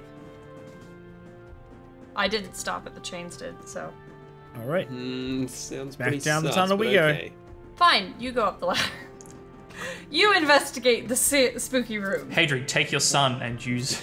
I don't think it works that way. He's just like on the ladder. Alright, Just someone hold me while I just. Yeah, isn't that exactly how it works? Battery ram. So after Rosie's sneaky peeky into this trapdoor, we're going to move into our break before we go exploring any further in this fungeon. We love it. And let us all take a quick breather. You. Whoosh. Nice. Hey guys, we're doing a dungeon crawl. Hey. It's Dungeons and It's Dragons. a sewer crawl. Sewers can be But dungeons. where's the dragon? Well, you haven't get got to to the meet end of the dungeon yet. Oh. Man. Yeah, sounds so disappointed. Oh. And then I'll throw a dragon at you and it'll be all, oh, we're only level 2. Why'd you throw a dragon at us? Yeah. Can never The win old as the water DM. level. Look, I could have made the sewers full of water, but I chose not to for your benefit. That's fair. Well, none of Great us point. can breathe underwater. What So are we supposed to kind. brag about then? Yeah. Exactly. Actually, I have water breathing. Yeah. I have water vision. I would like to sense motive on the water. Yeah, Oh. which direction is it traveling? It is more feces than it is water. It's a sewer, guys. Come on. Oh, God. Just a quick hi Would to you say it's as full of shit as people? Yeah. quick hi to you, Tired. Demi, who jumped in while we were playing, and Batlord Basil. Welcome on in. Thanks for dropping into Sheesh. part 1 of the first dungeon of this Dungeons and Dragons. It's been a lot of street level for you guys so far. And now Yeah, we're Street this level is shenanigans. Drinks Dragon and now. Dragons, mate. This is Dungeons and Dragons. sewers and serpents. Let's go. Yeah. So for those of you joining us in chat, thank you very, very much. If you don't know who we are, we're Nerds of the West. We're variety streamers from Western Australia. We do board games, video games, role-playing games, and other fun stuff. So thanks for stopping by. If this is your first time, welcome on in. We have all sorts of other fun stuff. I don't think I have nerd speech set up, guys. I'm sorry. Boo! Oh no. Reese's microphone filtered out his boo, so I am going to choose to ignore it. Wow. If you want to check out the previous sessions of this campaign, you can do that at youtube.com/nerdsofthewest. I think the YouTube one should work, right? Yeah, there we go. I think that was just good timing, actually. Thanks, Cowboy Bot. Sentient bots, that's... Definitely. Back turn it on. So you can check out the previous sessions Definitely. on the YouTube. You can also check out all sorts of board games, board game reviews. We've got some other role-playing game stuff up there. We've got... Chris has run a few one-shots, which are up if you want to watch those. And I did a session of the Avatar role-playing game, Avatar the Airbender, the last Airbender role-playing game, which was a lot of fun. And I think... did we put the Cyberpunk one? Is that on the channel? I can't remember if that was on I believe we did. on camera, Quite off camera old, thing. No, it was definitely on camera, and it was a stream, and I'm pretty sure it went up. Was that So- the one that we did like ages ago? Oh yeah, it was a while ago. and Yes. Yeah, it's up. yeah, it's up there. Cool. So if you guys like It's role up playing, there. if that's why you're here because you like role playing games, we've got more of that if you want to check it out. But we appreciate having you guys here with us for the live vibes, boys. You. I'm curious what you guys think is going to be down here, because Beck's got some idea, and I didn't want to say it in case that she didn't reveal it to the three of you, because I can't remember exactly what she said about her encounter with. Yeah, just watch out Bruno. for Fluffy. Fluffy. I should not have told you that. Beck didn't tell us much about what happened while she was inside the church. Yeah. She didn't say true. shh. Yeah. She didn't say anything. Yeah. Sus. Catch. Sus. I know. It's a bit fishy that she should be, keeping secrets from the group. But mind you, there are no fish down here, so... That's true. There's fecal fish. They're different. I don't know. You guys haven't looked. Maybe Blinky, like the three-eyed fish Yeah. down here. Don't mind me, guys. I'm just gonna quickly load up the VOD from last week and. That's what all time right. did it happen I'll again? I'll message you the bit that I just wanted to make sure that you remembered. But Thank you. that's okay. I will do that while we have a quick break, everybody, because we all need to attend the calls of nature. And speaking Your of boy sewers, needs food. we need to make use of modern plumbing. And grab a Speaking snack. of sewers, I need to eat. Yeah, that's right. Get a few snacks. Grab some snacks, grab some drinks. Those of you hanging out in chat, this is a good chance for you to go potty and grab something to eat as well without missing any of the action. So we will be back very, very soon for part 2 of our dungeon crawl. Hang around and we will see you very shortly. Don't go anywhere. Bye-bye. Hope you've all peed. I couldn't think of a What an more opening. clever way to say that in the moment. Honestly, it comes up nowadays where it's like, I'm going to waterbend. It's like, how has that just worked its way into our vocabulary as our go-to Yeah. phrase I for mean, if someone needs to go to the bathroom? it And happens. It's all my fault. Language is a hell of a drug. Speaking of How our did you open with that? speaking of our previous streams, it was our Avatar stream that coined the phrase. Yeah, waterbend. There's an Easter egg in that video for anyone that wishes to see it. Yeah. Hear it, rather. Hear it? Yeah. Yeah. You don't see anything. Fun fact, sometimes it's hard to tell when a wireless microphone is muted or not. Is it Lachlan. muted? Yeah. Had to come up with an excuse on the fly. Yeah, as to it's what's definitely happening with muted. Lockie. No, an excuse in the fly. Oh! Well done. Well done. That was Very Beautiful. Clever. very good. Very good. God damn. Thanks for coming back. Yeah. Oh man, welcome. you know, this reminds me I'm- of David Cronenberg's The Fly. David Cronenberg's Segue. The Fly. The Fly. That's the only way I say it. I only say it like Yu-Gi-Oh! The Abridged series now. Oh, yes. I haven't seen The Fly. God damn. I don't think I've seen any Any Cronenberg films. We discussed seen doing Videodrome. a Cronenberg marathon. What about the thing? Oh, I mean, no, that's I'm not. keen. That is not chronological. No, we've seen Videodrome, which we studied, and I feel like if I watched it again, I would not appreciate it for the pure fact that I can't remember the essay that we had written/read about it before we watched it. So we went into like a full in-depth analysis of this film, and so you're watching it, but you're also experiencing the 1980s social economic conundrum that it goes along with the film, and it made it so much better. I'm sure the film's actually rubbish. But Well, I mean, here's the thing. It good was film. the 80s in which apparently you could watch movies or you could write essays about those movies. And so that was like the only two interesting things you could do in the film industry. So I think we could probably find a few essays about David Cronenberg's Videodrome and get that experience back. That is true.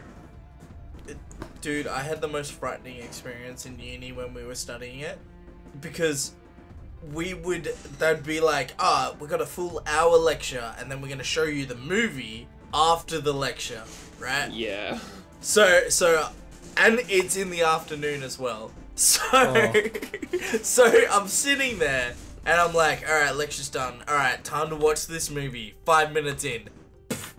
Out. Yeah. Just, they've turned down the lights. I'm nice and warm and in a dark room. And I'm like, I'm gonna watch this movie. Man, Lockie, what was the film that no. our tutor made us watch the night after we pulled an all-nighter? I don't know, but it was for documentary, right? And it was just Yeah. like, hey, so you pulled an all-nighter to get your assignment done, and so we went to Fremantle during like the day to get Dome. Like we handed in our assignment, like sick. Let's go get a dirty, greasy like food. We come back to uni, and it's like now like 2 o'clock in the afternoon. We haven't slept, and we sit down in our chairs, and then it's like, all right, now we're just gonna quickly watch some stuff. And they turn the lights off, Yeah. and we're watching it on a projector, and Chris and I look at each other, and we just go, oh no. Like, Oh, no. cozy. And we were actually hard at work all night through because Lockie and I had an assignment to do. We literally handed it in that day, no shower, like 6 a.m. Then went to get breakfast, then came back for tutorials and lectures all through the day. Not Brutal. fun. Brutal. It was a hell of a time, but yeah, that like the fear in my eyes when like she turned the lights off, I was like, I'm in danger of falling asleep. And the problem was, it was like teacher was sitting, because we're trying to watch a film, so they're on the same like side of the classroom as what we are, and so it's like her, someone, me, Chris. And so it's like here is me just doing this. Oh no. That's Fighting. Absolutely fighting to stay awake. Dude, that's the worst. You I did had a though. similar experience back when I was in high school. They used to do all-night LAN parties, like 2 or 3 times a year, which was awesome. And all of us in like the IT classes would, as part of the class, like network a room set up for a LAN party, and then everyone could come in on a Friday after school, bring all of their computers, hook it all up, and we'd have these big LAN parties in the IT building in the school, which was wicked. And I had just recently started working my first job at Mickey D's, and I was like, I can do this. I can do an all-night LAN party and then immediately go to a shift at McDonald's. It's fine. Yeah. So I did a full day of school, set up this LAN room, did an all-night LAN party, playing all the playing League of Legends. Not League of Legends. It wasn't League of Legends back then. It was Dota. Warcraft 3 with the like Dota mod. Yeah. Back when it was a mod, doing some Counter-Strike Global Offensive.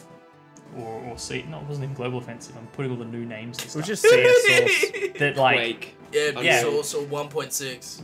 So it was wicked. Great night. I drank probably 12 cans of Mother because that's what you do. And then went to shift at McDonald's and was operating the deep fryer all day and was genuinely afraid I was going to fall asleep and land in the deep fryer. I distinctly remember putting a tray of nuggets in, and the nuggets cook for like, I can't remember what it is, like 5 or 6 minutes or something. And I remember putting the nuggets in and then pulling them out and being like, wait, was that 5 minutes? There's no way that was 5. I'm pretty sure I dozed off on my feet for at least 5 minutes. Yeah. It's funny how time fucks with you like Oh. in front of the deep Dude. fryer. The only LAN I went to one of those, which I wasn't even part of this school. I went to a completely different school, and Kai was like, "Hey, come to this LAN at my school." I was like, "Is that okay?" He's like, "Oh, I'll just run it past the teacher." And it's like, "All right." So I came, and it was September 11, 2011. Oh, no. Now, that was the day that Skyrim came out. So we're at No, this it LAN wasn't. party, and No, it's someone with the Skyrim tattoo on their arm. It came out 11/11/11. No, November 11, sorry. November It was 11/11. It was was the a day that Skyrim Freudian came slip, out, I right? think. It was the day that Skyrim came out, so everyone's at this LAN party, and every motherfucker's playing Skyrim. So it's like, hey guys, let's all play multiplayer games. No, Skyrim has come out. Skyrim is what we're going And to play. the other thing that those LAN parties were just huge file sharing parties, because this was like, you know, back in the days of metered internet and things like that. And so everyone would just pick and choose folders on their computer to share on this local area network. And so people would be trading like movies and games and all that piratey stuff. Don't pirate stuff, kids. It's bad. But we were, you know, teenagers, and I think someone had a cracked version of Skyrim already, and so it was like, hey, Skyrim's come out. Hey, this guy's computer has a cracked version of Skyrim on it, and everyone just lunged on it to get this cracked version of Skyrim. And I'm like, hey, is anyone playing Call of Duty? Anyone? Anyone want to play Call of Duty? The first of Kai's 10 hours started at those LAN parties. You know what? Maybe that's why I don't like Skyrim. Maybe it's like a negative memory. You know, I didn't even have a good enough computer to run Skyrim at that party. I only had my shitty laptop, which is the same one that Kai had in his previous story. But I had my own. And, like, I couldn't run barely anything. But I did remember it was, like, 2 or 3 in the morning watching our friend finish Super Meat Boy. And it was, like, an audience. There's, like, 10 of us around him watching him. And we're just like, he's done it. He's made it to the end of the level. And then the level goes, oh, no, you got to get to the other side now. And it was just, like, another 2 hours of him struggling through this thing. But he did it. And it was actually and I'm glad it was him and not me that I actually finished Super Meat Boy. Sure. Yeah. Nerds at my school somehow installed a hidden copy of Battlefield 1942 on every school PC. I think every school had like that hidden. I had when I was in my last years of primary school. Was it primary school? No, it must have been first years of high school. There was a guy who was a couple of years above me, and he had set up a virtual server on one of the actual school servers, so it was accessible from any computer on the network. And I remember it had Half-Life 2 Deathmatch and Ricochet, and the amount of Ricochet I played in every class, because no matter what class you were in, if you just jumped on, there would be people in other classes in the school logged into the same server playing. So you didn't have to coordinate anything. You didn't have to be in class with someone that wanted to play it. You would just jump on Half-Life 2 Deathmatch or Ricochet, check the servers on the LAN, and there would be 2 or 3 servers guaranteed of people in various classes. And because you could just change your nickname at will, you were trying to work out who you were playing with within the school. And then it turned out that one of the teachers knew about it and just played all the time under different aliases and would mop the floor with these kids. Bro, that would totally be me, right? I'd be that teacher. There'd be that one teacher that's like, we're gonna crack down on this, and I'd be like, yeah! Yeah, right. Like- Secretly. We'll break them from the inside. I volunteer to go undercover. Don't come looking for me. I can't break. That's it. I walk into the computer lab just with my... What's up, cool children? I can't remember. What do you do, fellow kids? I can't remember. I think he went up to someone that he knew had been playing, and he was like, "Hey, I heard like Leet Slayer XXX wrecked you pretty good last game," and they were like, Bro. Wait a minute." You just can't gloat if you're gonna do that. You can't gloat. Yeah. Yep. Yeah, good work, Chad. Brilliant. Thunder. Chad Thundercock. I thought it was Chet Thunderrod. Yeah. It was Mr. Thundercock. Rumble Rod. So they were the good old days. I That's feel Mr. like Rumble Rod to you. I don't know. I feel like LAN parties are just a thing of the past, aren't they? Like They are. There's still the odd LAN center around, but they are not like they The used to be. advent Yeah. of like modern gaming has kind of changed the experience. So like Yeah. I fully remember like in my childhood going physically to someone's house so that we could play Smash Bros. But like that would never happen nowadays. I don't know if that Dude, typically now, like- people just play online because it's way more convenient. Yeah. And before you could pay for servers of Minecraft, the best way to play Minecraft was yeah. like to run a LAN, because you could run Minecraft through a server, but you'd have to actually have a separate computer to run the server. So Yeah. it was like its own kettle of fish, which you'd have to have 2 computers to be able to play multiplayer. And then internet back then was so bad that it was like, what is the point? Yeah. That's it. But And then there if- is definitely still LANs in Perth. If you haven't been to an That's RF true. LAN, There is RF LAN. which I would definitely go again, but I would try and organize and just not play any tournaments and just play the games that we want to play. Yeah. Like do a schedule up and be like, hey, we're playing Halo at this time. We're playing Counter-Strike Yeah. at this time to I'd get be down for that that. feel good nostalgia. Yeah. I definitely did the old school, like, went into the modem, did porting for the mobile numbers, whatever, for a Minecraft server. And Yeah. my friends were like, oh yeah, this is sick. And then 2 weeks later, stopped using it altogether. So I was like, hey guys, don't want to jump on the server? Like, let me know so I can open it. And everybody was like, nah. Yeah. That's We're Minecraft good. syndrome for you. That I is was like- Minecraft in a nutshell. I feel like we go through Alright, that these can cycle, die now. like among ourselves every now and then. Like most recently, I got a Realm, and it's like whatever it is, like $12.19 a month. So I was like, cool. I feel like some Minecraft. I'm gonna open a Realm, guys. Come on in. And then we played for a bit, on and off. And then like 6 months later, 8 months later, I was like, what's this charge that keeps recurring? I'm like, oh crap! It's the Minecraft Realm we haven't played on in 6 months. Yeah. Dang it! Well, All right, what I'll happened cancel. was- I'll cancel that because we're not playing on it. I was all hot to trot with it, and I think I got to it just a little Yeah. bit late. And then Chris spent an ungodly amount of time creating an image of Kye in Yeah, it, and then I went to give him a hand. Chris made I a did. massive pixel art picture for my birthday, which was amazing. Yeah, it I've was still got the great. server And then Long saved. on that server. everybody stopped touching it. Everybody Yeah. was like, "All right, cool, we're done with this now," because that was done, and then that was it. Chris went so hard that everyone's like, we can't catch up. But I also set it up, and it's still something I want to do, like as a stream idea. So let me know if you think this sounds cool. But I set it up with like command blocks and scripts and stuff, so that it was ultra hardcore mode. So the game was at like hard difficulty.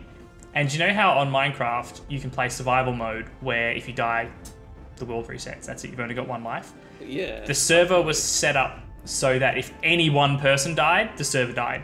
That was it. So if any person died on the server, the world ended, start fresh. So it was like Yeah. ultra survival mode.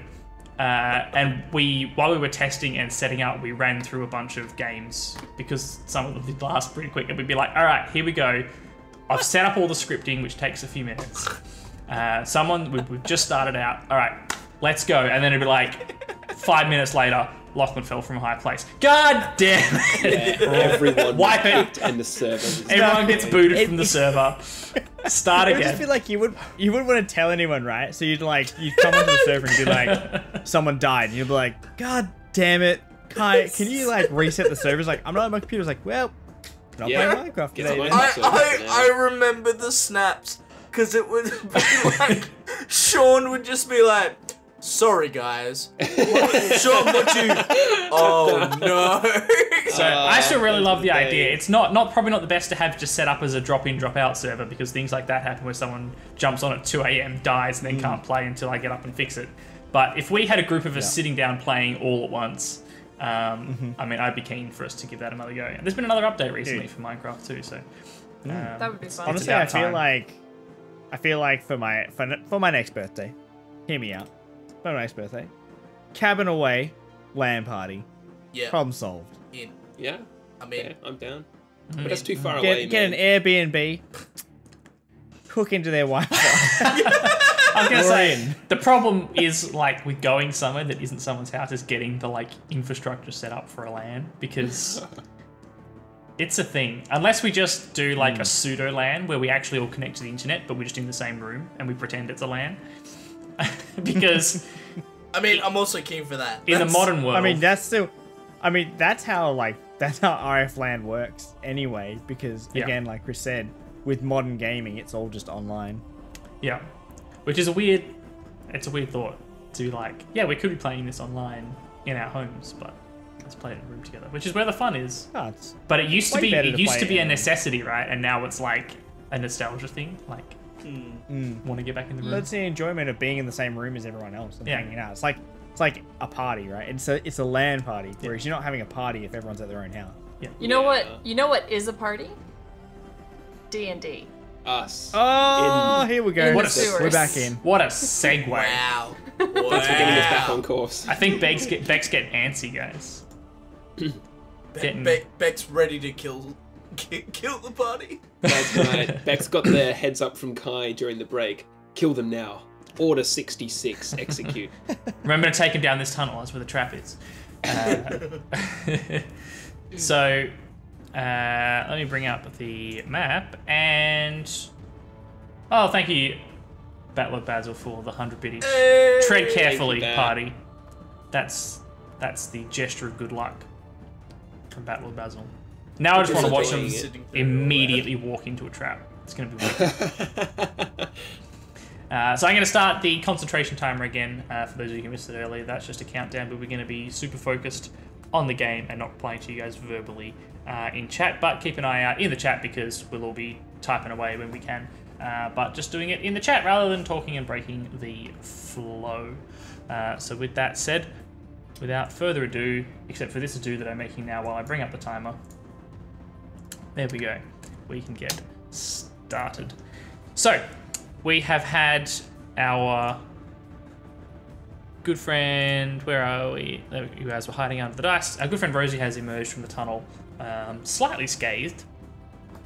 And you guys headed up this tunnel to the north, finding a second ladder leading into what you can only guess is the Church of Gelf Darkarth on the streets above.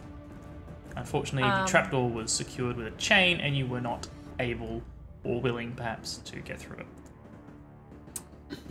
As I'm like climbing back down the ladder, I just I'm kind of like looking off into the distance, but I go, I didn't really register at the time, but Bruno said something that, I don't know, he said, this isn't the real church. The real church is below us in our original homes and tunnels. I wonder if... Oh, the old gnome church, eh? Under the ground. As in, the I'm church gonna on ignore top is that. just a front for the real ongoings of Gelf Darkarth's followers. Yeah, like maybe the above church is so that they can get a tax break of some description, because you can't have underground churches in Rolands Landing.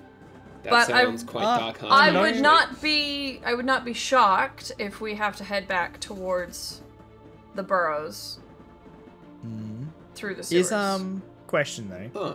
Are Okay. gnomes underlings or like underground creatures? Yes. Yes. Oh, are they? Yeah. I mean, like, it was in the way I described it, so if Kai's happy for me to... Subterranean is the word I was looking for. Subterranean. Not underlings. Not underlings. Not underlings. I didn't. Like, it's how I wrote my backstory, so I'll just say it here. The way that Roland's Landing was founded is the gnomes had their burrows been built into the riverbank of the Illaba River, which I believe it's called. When the humans came and settled the land, they just built on top of the gnomes' burrows. Some gnomes moved into the homes above ground, some stayed below, and then some things were, I guess, repurposed to be both. But yeah, like, Roland's Landing is, for all intents and purposes, a double-layered city. Yeah, pretty accurate. Okay. The river, it's a little bit hard to tell from the top-down map that we usually look at, of course, but the river is obviously at the lowest point of the city. And then on both sides of the river, if you were to look at like a cross-section, hills rise up quite quickly on either side. And it's in these hills that the original gnomish clans that lived here had their homes and burrows built in under the ground.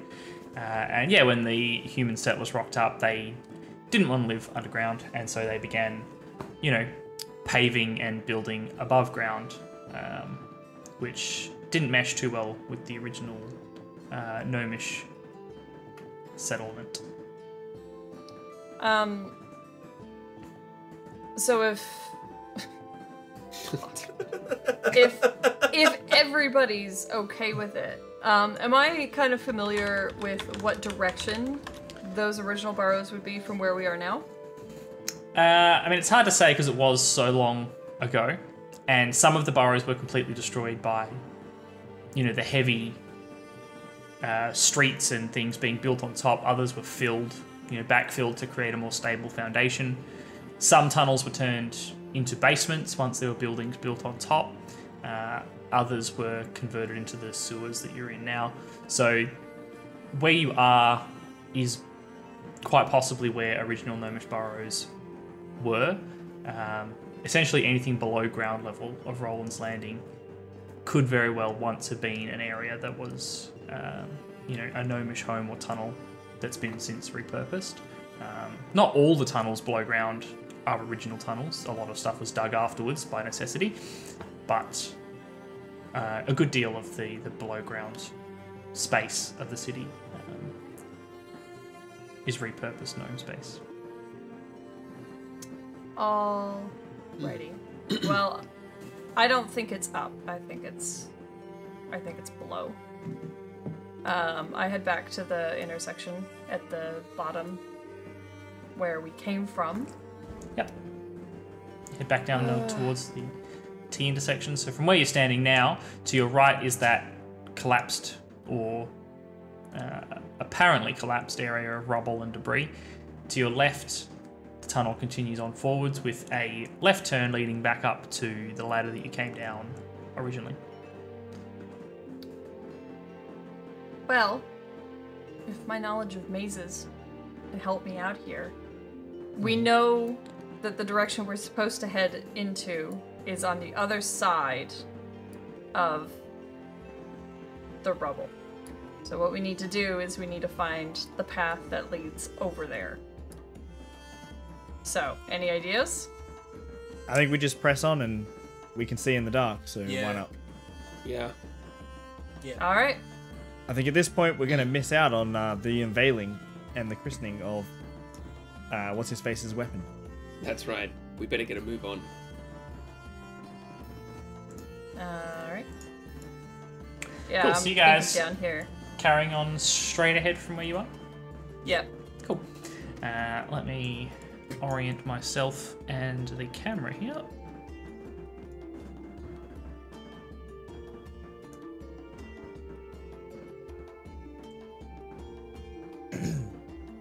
So from where you're standing, I'm just moving around frantically. God damn it. let me just reveal a little bit more of the map here. You approach a four-way crossroad. To the right, the tunnel quickly terminates in another small T-junction. To your left, the darkness... I'm just kind of doing roughly 60 feet here, so it may not be exact, but that'll do. You can see a second four-way junction leading further up past what you imagine is the tunnel that you could see when you entered. And dead ahead is another T-junction. So you've pretty much got a lot of directions you could go at this point. Kai, Yes. what is over here? Over On the there. far T junction. Yeah. So heading directly ahead through the junction that you've stopped at. Looking to your right, it seems that the walkable area of the sewer ends. The slightly damp, soggy ground continues under a small sort of platformed lip almost. as though the water can keep running, and there's a small platform above that where you could stand, but the wall in front of you prevents you from going any further.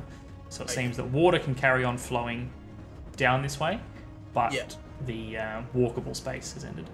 Sure. From here, you can turn left. You can actually see further left. Let me reveal some of that map for you. If I had to guess, Yes. I'm gonna go ahead and say this just meets up just here. Nice another deduction footbridge. there, Detective Rosie. Yes, as you traverse these few crossroads, it does appear that a lot of this is sort of an intersecting, zigzagging grid almost, I suppose. It's a little hard to tell what direction the liquid, let's say, is supposed to flow. But as you make your way through, you can see at various heights on the walls on either side of you are the ends of various pipes and tubes, some with grates, some not, some rusted out, leaving just the stone hole, a lot of which have got either slow trickles of liquid flowing from them, or stains running down the walls where previous Yum yum. excretions would have flowed into the city's sewers. You're really painting a mental picture right That's now. it. Theatre of the mind. I do what I can. So I'm still down here. Can I see any of those etched hammers in the wall around here? Give me a perception check, Rosie. That's a good point. I stopped looking after we found the gnome's passage. 18.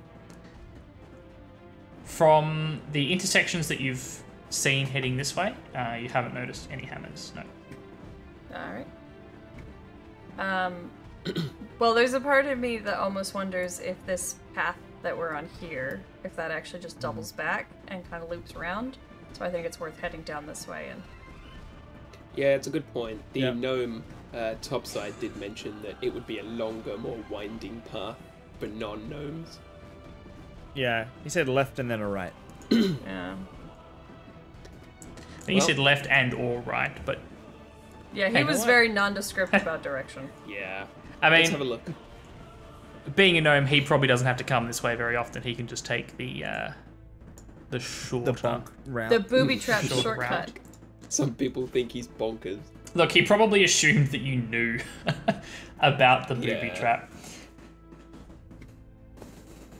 Cool. You guys begin rounding this corner, which at a first glance just leads further into a black tunnel. Very dark, no turn-offs that you can see just yet.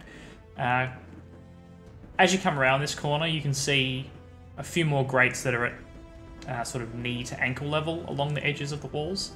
And as you progress down this hallway, a fairly large, ugly rat scurries out of one, stops, looks at you for a few seconds, and then turns and runs down the sewer in the same direction you guys are traveling, and seems to run off down the left-hand side as you continue down.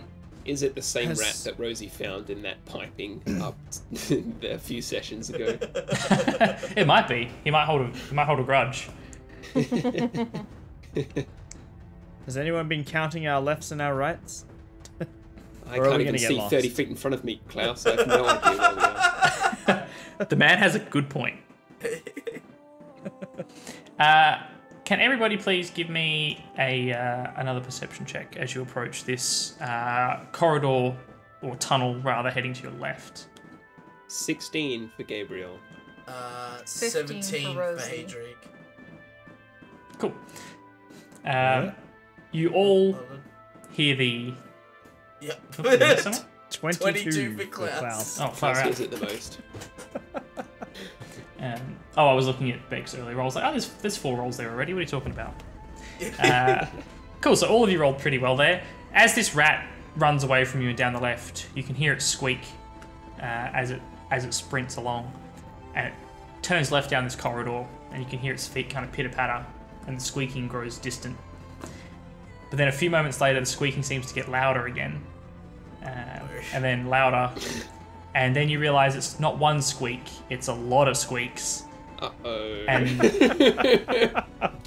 the pitter-patter of this rat's feet has turned I've seen into this movie. a constant drumming of feet.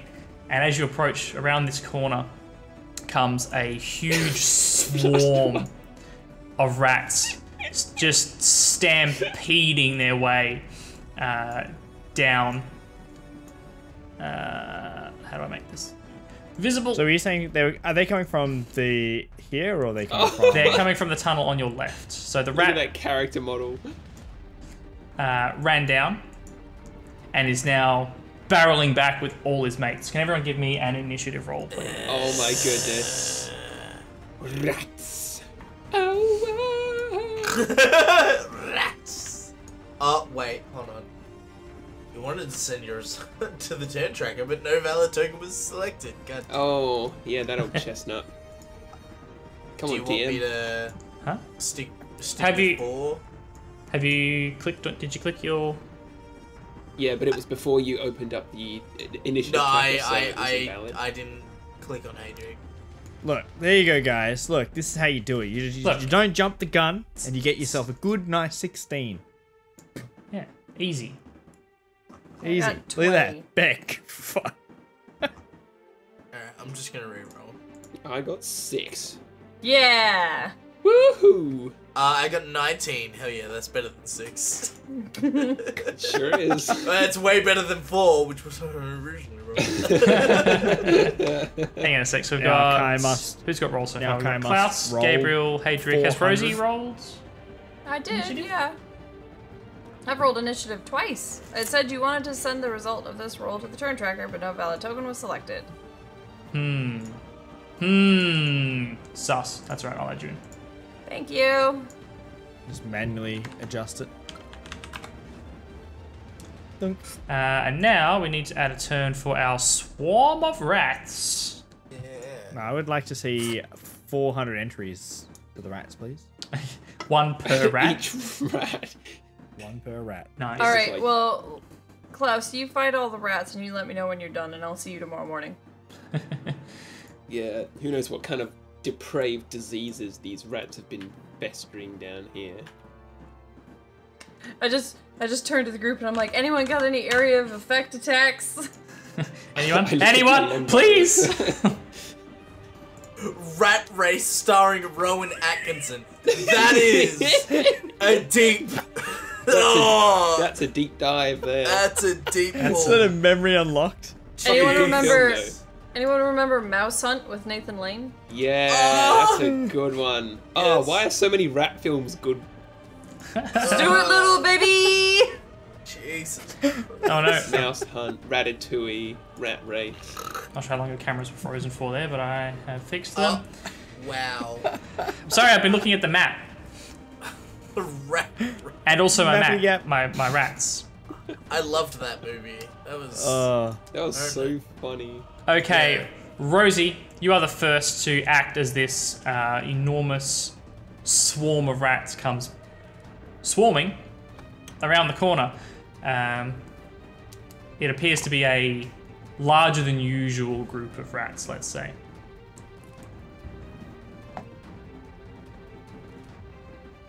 Quick, All right. attack them. Do something! I. Ah! What's the matter? I don't know if I want to try and, like, I say convince, but, like, just trying Convince to the rats to avoid the turn away. encounter altogether. We Dude, can't just avoid talk to the them. encounter. We're in the encounter. Maybe you can Like, I just diplomacy wanna- the rats.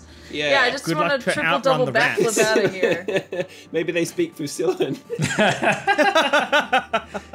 It's dirty if you're stealing rats. Oh, talk parcel tongue to them. That'll work. God damn. How does one alright. seduce rats? Do you speak? Oh, dude, Batlord, that's such a good idea. Just pretend to be a cat and meow. Meow? They just scatter. I don't have a very good performance, so I'm less inclined to do that. What's the plan, Rose? You can see their evil little red eyes glinting as they... Oh, I guess Just this is up to you, but the action I'm going to attempt to perform is I grab the oil out of my pack oh no. and I steal Gabriel's candle. He Okay. is I'm not blind. nearby, so that's probably not going to work, but I think fire is probably going to be the best option here, so I attempt fire. Okay, so you're going to need to... I'd say take an action to rummage into your pack and grab the oil, because that's not something Yep. you would just have at hand. And then you're going to need to move past Klaus, who's behind you, to Gabriel, who's currently standing furthest back, and snatch the candle out of his hand. But that would be your whole turn. So you'll end your turn standing with the vial of oil and the candle, ready Okay. to go from there. But after 2 actions of collecting the resources, I don't think you have time left for an actual attack. I mean, I could technically dash as a cunning action, but it's cool. I'll leave it. Okay, so what, you could dash to... I Dash guess like to back Gabriel? here. With cunning action, I can take a bonus. Or you want to action on dash each further of them. away. Like maybe dash over here. How far is a dash? Because I forget. movement Dash. speed. There you go.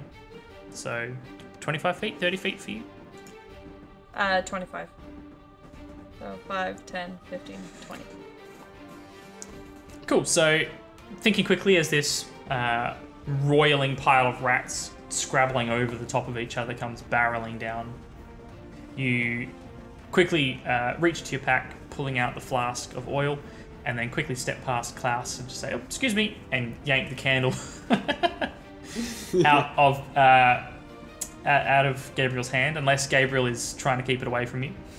No, it's all yours, Rosie. Gabriel, you see your little lantern of solace bob away into the darkness as Rosie sprints back towards this swarm of rats. Panic. Hadrian, Panic!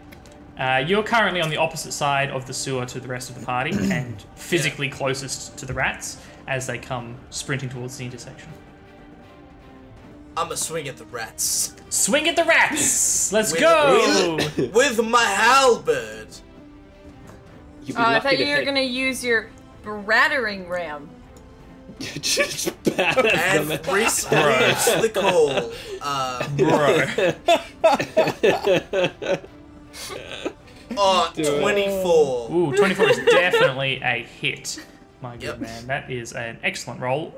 What's the crit range on a... Is it just 20 on Halberd? I think it's just 20, yeah. Can you crit a swarm? Can. I mean, I'm going to say why not?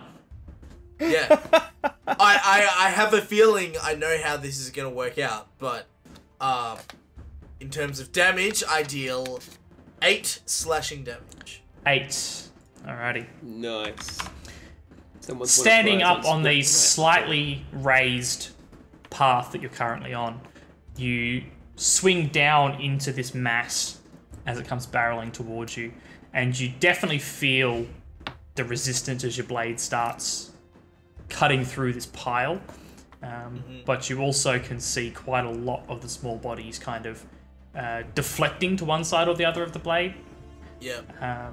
As the swarm keeps moving, you definitely see a few still or twitching rat bodies left behind. So you've definitely taken out a few of this mass, but Cool. the swarm as a whole survives. I was very frightened it was gonna be like, you kill one rat, congratulations. Yeah. I also 99 bottles of beer on a wall. I also keep forgetting the halberd's got range, so I don't need to be next to the person. I'll let you retroactively have been 5 feet further away if you'd like.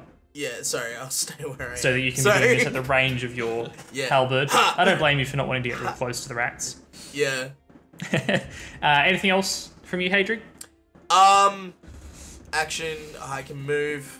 No. Nope. Alrighty. No. Hadrig's drawn first blood. Klaus, you're up. Disturbingly, despite this mighty swing from Hadrig, from your perspective, all you can see is this just constantly shifting mass of rats as they sprint forwards on top of each other and just this constantly boiling mass of fur and teeth. That's gross. That's How high is this, like, swarm of rats? Is it taller than I am? It's not. Or is it, It's like, not taller than waist you. No. You're probably looking at about knee height as it sort of scrabbles over itself. Yep. The rats themselves are all... I mean, they're pretty chunky rats, but the rats of Rolands Landing are well fed. So the rats aren't anything absurd in terms of their own size. It's just this is a very large mass of them together. Alright. I am going to cast Sacred Flame as I pull out my finger guns. Nope. Ain't nothing sacred about that! I ain't about it. Here we go. Yeah, I think I have to roll a d20 for it to work, right? I think Sacred I do. Flame... Yeah, it's a ranged. It's ranged, and I'm pretty sure I have to roll a d20 and add all my junk on there because spells are broken. Hold on. Target must succeed on a dexterity saving throw or take 1d8 ready damage. Yeah. So the target's got to. I've got to roll to hit, right? No. So I've I was going going to to say, I don't read that as you needing a roll No. to hit. No, you don't need to roll to hit. The target needs to make a dexterity saving throw. So Okay, and the dexterity. whatever your spell save DC is, that's what they need to Yeah. Yeah. beat. Yeah. I'm fairly sure. Alrighty, so it's a dexterity save. Alright, so they're adding 0 to this roll. What? A swarm of rats with no dexterity? Dexterity? Odd. 16. Yeah. So target gains no benefit from cover. So it doesn't do half damage or anything like that. It's just a straight up No. miss. Yeah. So I'm gonna. Good try. So I need to roll my. I need to still roll my DC, right? Because it's a d20 plus my proficiency. No, so your spell save DC is 13. It's got it there on the Okay. Yeah. Sweet. because that's your proficiency bonus plus some other things. 8 plus your proficiency and your wisdom. Yeah. Yeah. Okay. So that's a 13. They've rolled a 16. So you sort of reeling backwards as this mass comes your way, pull out the finger guns and blast a burning sacred flame towards the pile, but it seems to be just a little too high, and the mass kind of flattens out in a wave as it continues sprinting towards you. Ain't nothing sacred about that. Perhaps incensed by this blast of light coming from your direction, the wave of rats breaks upon the small lip that you're standing on before Oh, no. overrunning Oh, it. no. Character model. And the pile of rats comes swarming up and over and Oh no. and begin piling up, and thousands of teeth and claws. Awful roll. That is a total of 5 from the rats. Luckily, you've still got a small height advantage, and you managed to cop the most of it on the shins of your thick boots and kick a few of the rats back down into the pile without taking The rats can't work together. too much Yeah. damage. They didn't have a coordinate. rousing speech a few episodes ago. This is true. That's true. Mm. It's it makes a difference. There we go. Where'd my tracker go? My windows have shuffled. Hang on a sec. I've lost me. If you want nightmare fuel, Google No. rat. Why would I want nightmare fuel, man? Come on. Rat King. Yes, Rat King. Like Is it just gonna be a picture of you? the monster Yes. from D&D? Wow. Is it a monster in D&D? I mean, all I'm getting is like a bunch of rats tied together by their tail.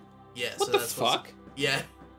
So a Rat King is what happens when a rat population gets so large that they start to actually get tied together, like they'll get their tails tangled together, and then start growing and forming into each other.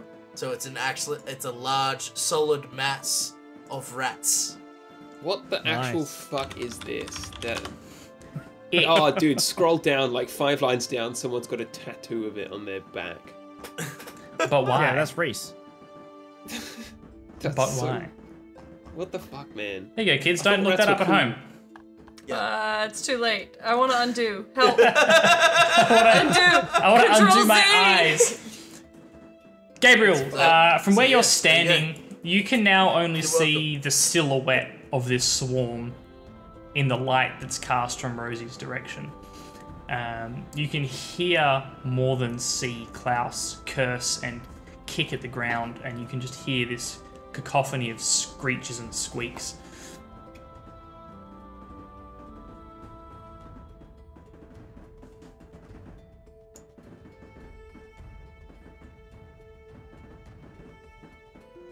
What's the plan?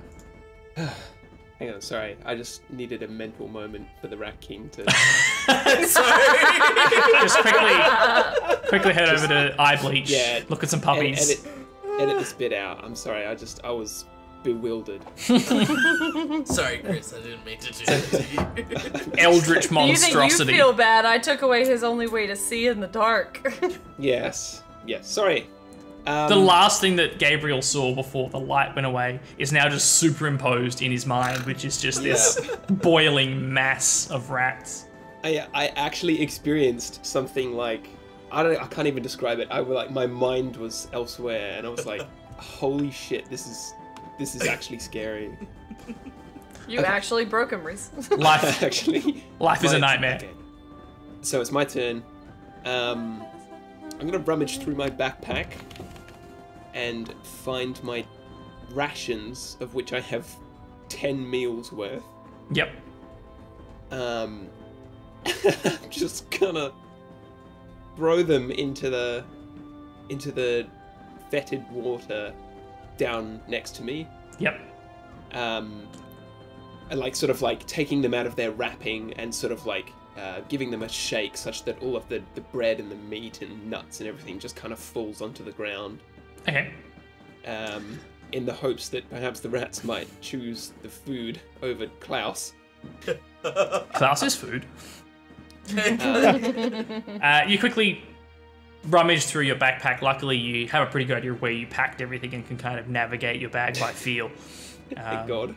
You grab one of the cloth-wrapped bundles of rations and just dump it, and you hear this sort of wet, sort of slapping sound as the bread and a few slabs of salt pork hit the sort of moist muck below you. It's hard to tell from where you're standing in the light as to whether or not this will have any appreciable effect on the rats, but the rations are now down there. Yeah. And I'm going to make use of my Action Surge class ability. Starting at 2nd level, I can chat it. I can basically have another action once per rest. So I'll Cool. make use of that. Take out my bow and arrow, and I'm just going to fire a shot at the mass and see if there's anything that it does at all. Sure. Give me an attack roll. Okay. Now I'm adding +2 to this because I have archery as well. Nice. So as soon as I can figure out how to do damage with the item. So that will be a 15. 15 is a hit. Alright. And damage is 1d8 +3 piercing. Oh, that was a never D20. mind. That is a I'll D20. I'll That just would be a use it. lot of damage. I'll just do it like this. D8 +3 is 8 damage total Hey, nice. piercing. You quickly draw your bow and aim at this constantly shifting silhouette, which in the flickering light of the candle is just... It's almost like a strobe light effect, and you just capture these tiny, single-second, almost still images. But every time it flickers, the still image has changed as these bodies just pile across each other. You try your best to point at the center of this mass and let the arrow fly.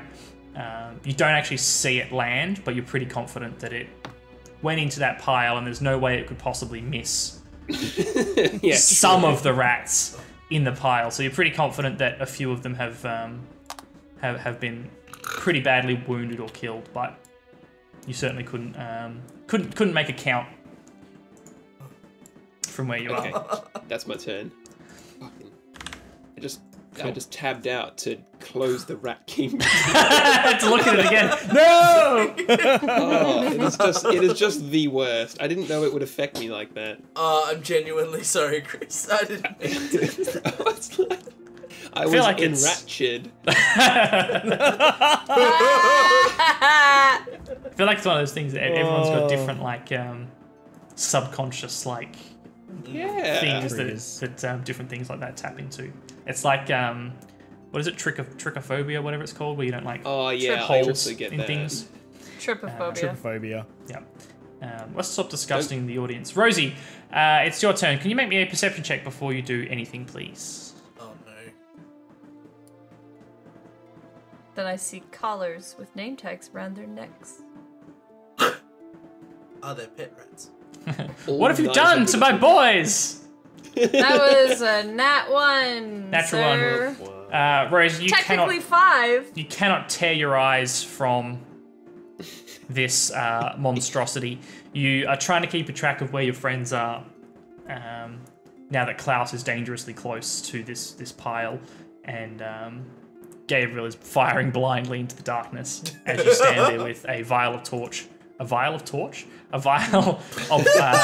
of oil in one hand and a lantern containing the candle in the other.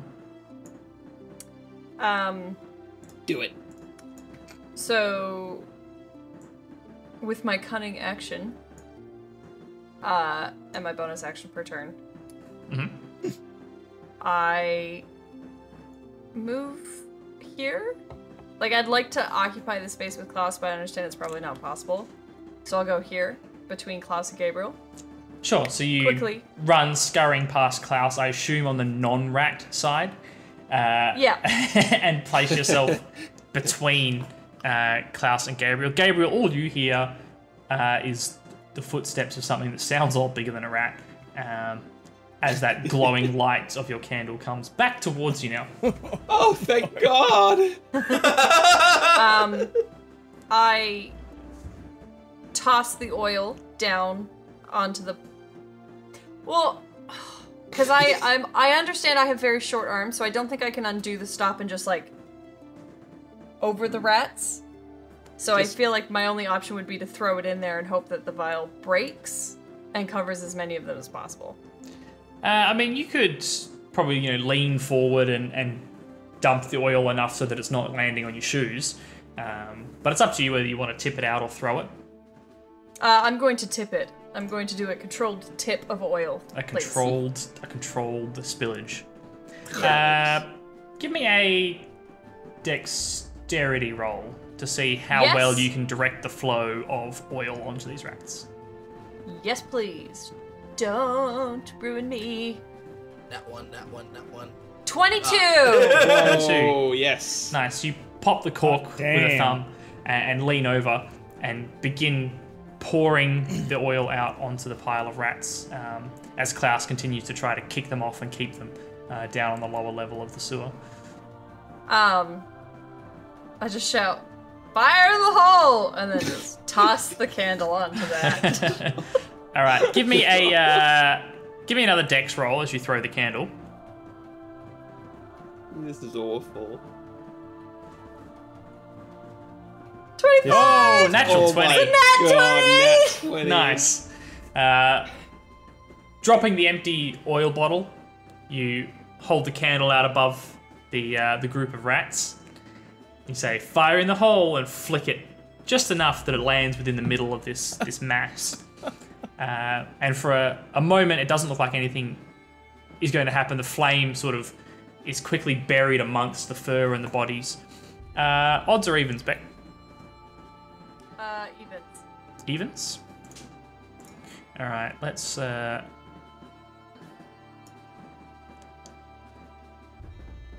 4, that's an even. Roll me a d6 of fire damage, Beck. Oh Rosie. no.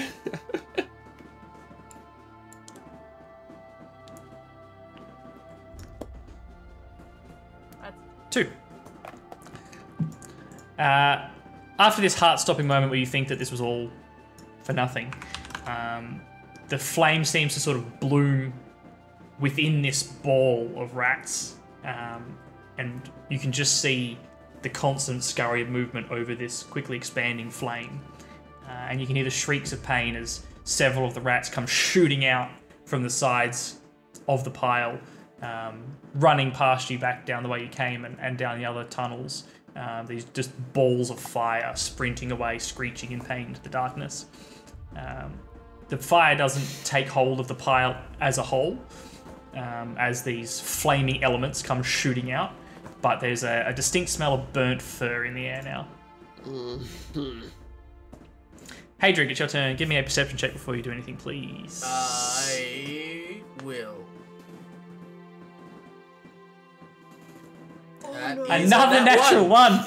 You guys are like Chris, just entranced in fascinated horror I've never seen rats act like this. as you look across to your friends on the opposite side and this ball of rats. It's a little hard to see with the way it's illustrated here, but from where you're standing, there are definitely still rats immediately below you, as a part of this pile. They're not in a neat ball. They're scattered all around in front of you. Well, Right now, the swarm's attention appears to be focused on Klaus and the others, but it wouldn't take much for a significant number to be right on your doorstep. only one option then. Take a swing, baby. Halberd. Swing batter. 7. 7 is not great. Damn it. The horror. That's a 1, a 2. Shit. Unfortunately, that is a miss. Yep. As you swing your halberd down into the mass, it's kind of thinned out from the side that you are, and so you don't quite get into the meat of the pile as such, and don't feel like you've made much of a significant impact with that particular swing. Shall end my turn. Cool. From there, we go to Klaus. Klaus, before you do anything, can you make me a perception check, please? Alrighty. Here it comes. Gonna navigate my sheets. Close my spells. Go back over here. Alright. Perception. Here we go. Thank 20. 20. I was like, Unnatural another 20. one. Someone's It was paying blank and it attention. said 3, and I was like, Klaus, as you're constantly kicking the braver rats back into the pile, you kind of start looking around, either for escape or some kind of salvation. And it's then that you realize that you can hear something else coming from the same tunnel where this swarm of rats emerged. And if the pile in front of you is a group of squeaks, and the pitter-patter of feet in front of you, what you can hear beyond that is a squeak, and some Oh no. some me. slightly heavier footfalls. And as you It's look, an actual rat king. and as you look down, you see a significantly larger rat making its way, not at a full pelt, or it's almost seems to have some sort of cunning to be advancing a little more cautiously. look at that thing! What is that? Look at it. But a rat- just had to notice it, didn't you, Klaus? A rat roughly the size of a dog is stalking its way down towards you. All right. And as you lock eyes, don't want you to look now. into its evil yellow eyes, it seems to recognize that you've made eye contact. And as it does, it glances for a moment to its left, and that's when you realize the second one. Again, keeping pace with it as it advances down the other side of the corridor. Oh no! It's your turn. Dude, Boy, time to howdy. bargain with them. Yeah, seduce the rats. The rats. Oh man! All right, I'm gonna move over here. Oh, rats. Away from the fucking rat pile. I'm sick of them rats. Quick, first shoot of your all. finger guns. Yeah. Pew pew. Are you friendly? I shout down. I shout down the hole. Do you speak? There is no intelligible reply from the rats. Their noses these things seem are to getting black. twitch as they sniff in your direction, but continue moving at a measured pace down towards you. All right, I would like to make a sacred flame attack against the one on the left here, please. It's a DC 13. Not Mate, if he beats the DC 13, he's taking 1 damage. better than Let no me damage. just check his dexterity. Ooh, it's better than the swarm. He has a +2. Still only a 4, so that is a hit. As the rat on the 1 left damage. takes a searing carrying the team there, Cloud. Sacred flame. sacred Lachlan flame. finally hit something with a fucking spell. As the Hey, I've killed a man with a spell. Vaporized him even. the burst of holy light washes over the rat. It screeches in an angry kind of manner as it quickens its pace towards you. Heads up, we've got 2 big boys coming down this hallway, guys. I cannot see anything. Cultists? Who? 2 giant rats, the size of dogs. We've got plenty of coming rats down. already to worry about. I don't think that a couple of other rats will be a The danger. size of dogs, Gabriel. The size of the what size now? of dogs. Speaking of rats, Dags. it's the rat's turn. The swarm, with Klaus having stepped to the side and out of their immediate range, they continue washing along to the right and begin moving to sort of swarm over Rosie and Gabriel. Gabriel, you can't see, but you can hear what sounds like a few of the rats scrabbling over the food that you threw down. There seems to be some fighting going on amongst themselves as they try to scoop up the rations that you threw down into the pit. So The it's working. The rest of the swarm, however, begins scrabbling up at you, Rosie, trying to wash over that lip and overwhelm you. From your perspective, a bit closer to the ground, this is a slightly more intimidating pile than it was for Klaus. That is a 17. Is that a hit, Rosie? Yeah. Yeah? Yeah. Yeah. Yep. Yeah. Uh-huh. Yeah.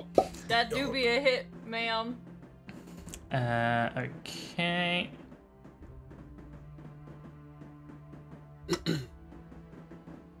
Are the rats on fire? Or... No, the majority of the actually flaming ones ran off in Yeah. pain. Some of them Okay. are probably still singed, but not actively on fire. Okay.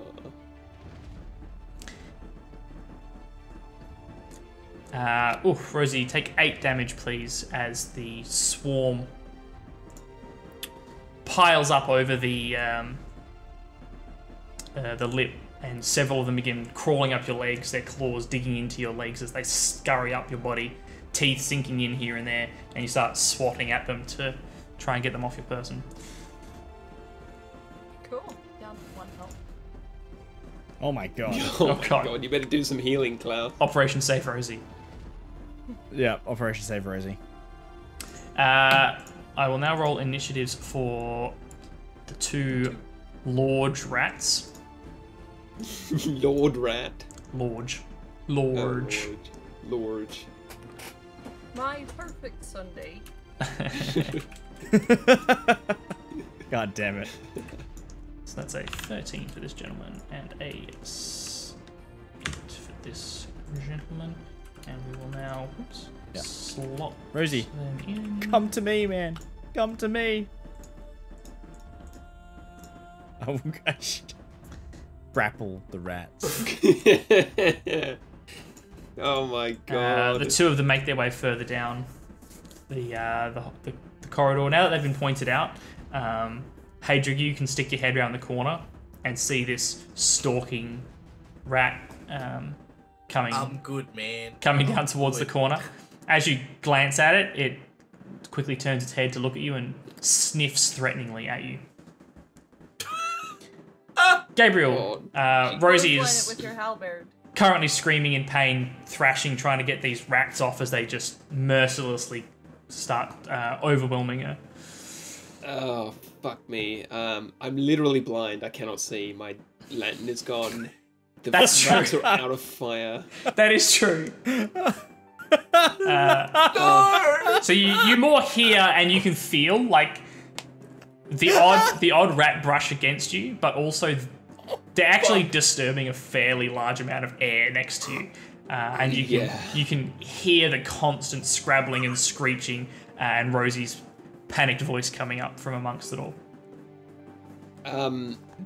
Honestly, this is like one of the most terrifying things. Imagine that you're in like a pitch black room and there's a monster in there and you have no idea which you direction just is out. described that there are two of them, and I'm now blind and I can't see anything. That's why Chris was taking in the image of the Rat King, so he could just like. Yeah, just mentally prepare for Rosie's plan to take Gabriel's only source of light has. Okay, I'm gonna drop my bow and an arrow that I, had ready, and I'm gonna rummage through my backpack to take out a torch, an unlit torch with the wrapped rags on the end of it. Yep. And then will you allow me to try and just reach out and see if I can find Rosie's arm and grasp it and just tug her and put her behind me? Yeah. Give me a. Make it a dex check. Okay. Gotta find you first. That is a 9. 9. You reach out, and the first thing you grab is a handful of warm fur, which screeches at you, and you immediately drop it. On your second grab, at first you think it's another rat, but then realize that it's actually Rosie's upper arm, which is a similar diameter to a rat. Less furry, yeah. But less furry. And at first, she flinches away, not knowing what fresh hell this is. But you do manage to get a firm grip on Rosie's arm. Alright. What's the plan now that you've got a hold of her? I'll just yell to her, "Get behind me! And if you could light this torch, that'd be fucking fantastic." You yank Rosie? Yosie. Yo! And are you trying to put yourself between her and the rats? Yes. Okay. Give me a strength check as you try to separate Rosie from the majority of the mats. Okay. Calling me back. Here we go. This is Plus terrible. 0. I'm saying you've got a lot of biomass on you. Yeah. Well, it's a 6 on the dice. Okay. You grab Rosie. She's not particularly heavy, and you start yanking towards you. She does come, but a lot of rats are still on her. Oh no. You do manage to basically switch your places, so that the bulk of the swarm is now in front of you. But Rosie is still at risk of continuing being hit by these other rats that are on top of her. Yeah. So Rosie, you're like shrieking in pain, right? I'm on 1 health point. Because I'm Like, still very squishy. Yeah, like you know how How someone are you shrieks on when the one? adrenaline's Because I going took through 2 them. bludgeoning damage at the start of this, which took me down to 9, and then the rats did 8 damage. Right. Oh shit. Yes, math. Yeah, that's it. Cool. We move on to... I've lost me map. Hit me. Rosie's turn. Rosie. Rosie, Run. out of the darkness, Gabriel's pulled you to safety. Safety in air quotes. You can still feel several rats crawling over you, and you're worried that they could continue doing more damage. But you are out of the main swarm.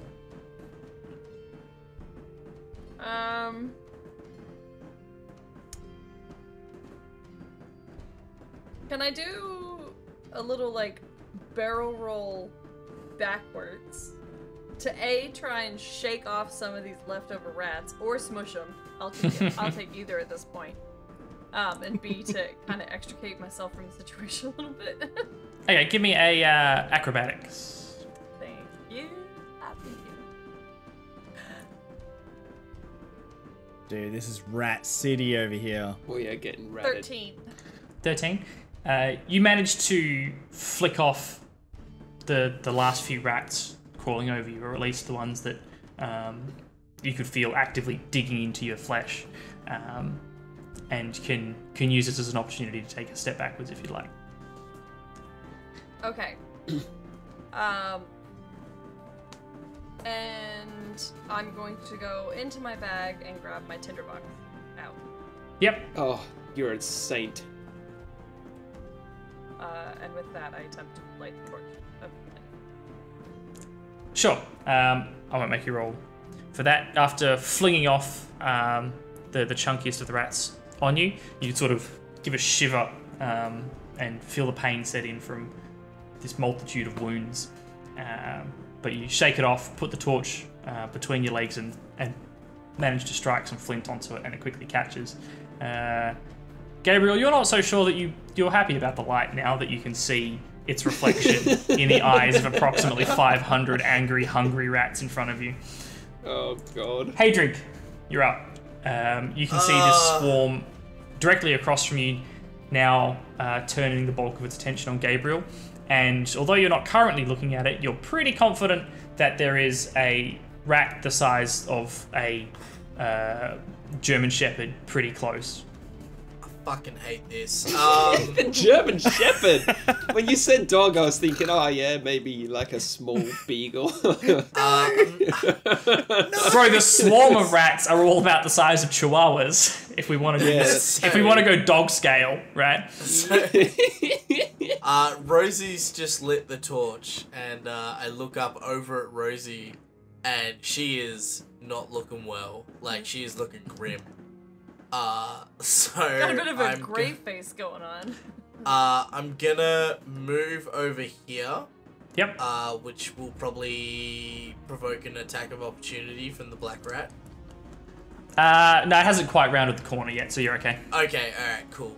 I'm then going to lay on hands Rosie. I just imagine you, like, grabbing my ankles and just being like, heal! Yeah.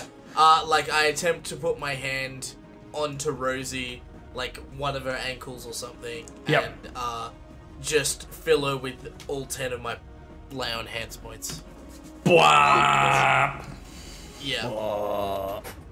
Attempt to defibrillate. No, that's not a word. Defibrillate. Yeah, That's the one. defibrillate. Just So- Her defib. ankle.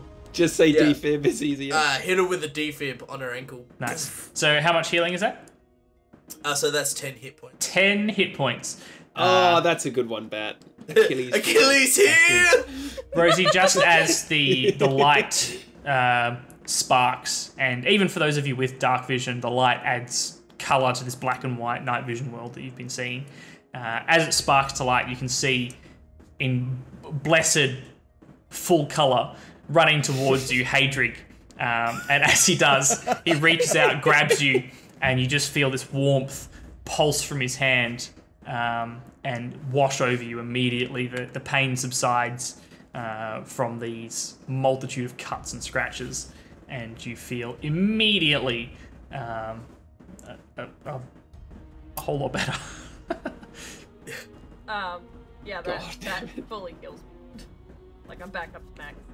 Oh, bless you, Hadrig. It was like a scene from Baywatch, like but it's Hadrig running across the sewer. Guys, healers are so important. Oh, yeah. Klaus, it's your turn. Can you give me a perception check, please, before you do anything else? Oh, no. Oh, that's right. Klaus is under attack from 2 German shepherds. That is a 12 12? It's your turn. for Klaus. All right. Cool. So, time to bring out the big guns, I guess. I'm going to guiding bolt this rat king pool of rats, rat swarm. So here we go. It's time to make a ranged spell attack. Something good. Oh, God natural damn it. one. No. Who do you hit instead? That is terrible. In fact, it's kind of the opposite. As you try to aim this bolt in such a way that it will hit the bulk of this mass, but not the friends that it is currently working to engulf, you err a little too far on the side of caution, and discharge the bolt, and you just see its light flash past the confrontation and disappear into the darkness. Oh, good try. The rat that you hit with your searing light earlier screeches as it hops very deftly over the soggy ground and lunges at you, Awful. all yellow teeth and fangs. This is awful. Guys, I think Klaus is in trouble. I think we're all in trouble. I can't. We're all in this together. Well, I was going to ask if it's a hit, but it is a 17 on the dice, which means it's a 21, which I'm pretty confident is going to be a hit. No. Yeah, my AC is 16, so it's very much a miss. Oh, well, that's unfortunate. God damn. This is bad. 6 damage Oh! as the domino-sized front teeth and vicious claws begin scrabbling just frantically at any exposed flesh they can get at. God damn. How many hit points do you have? I mean, that's metagaming, don't tell me. I have a number of things, but I do feel like that hurt me a lot. Fair.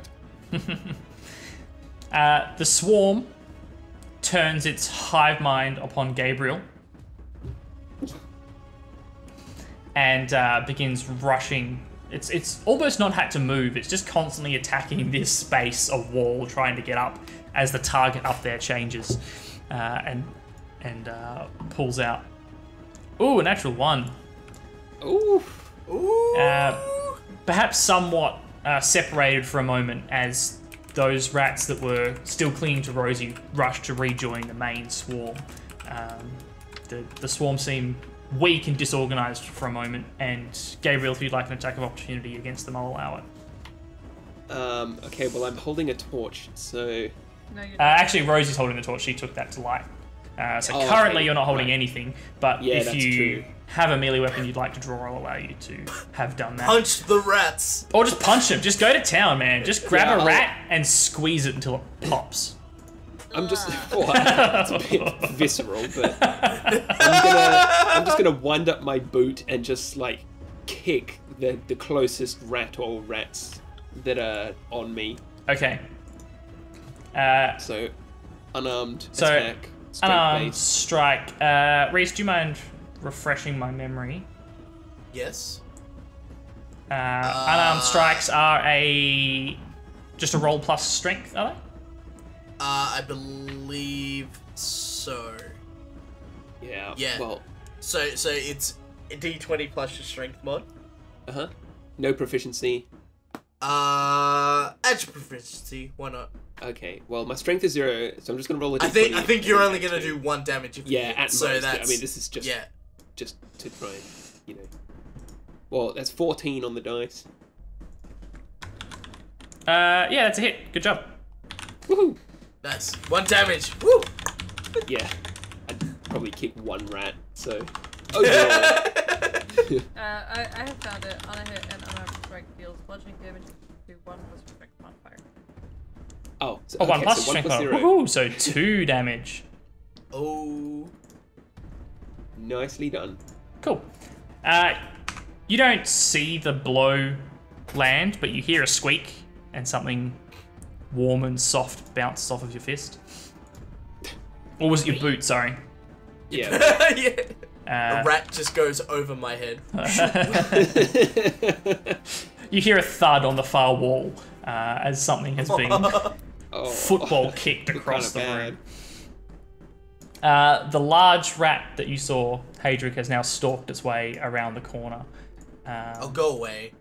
Go away. That's nightmarish. Look at it. And Fuck off. taking in the scene, it bolts towards you, Hadric, Fuck off. Oh no!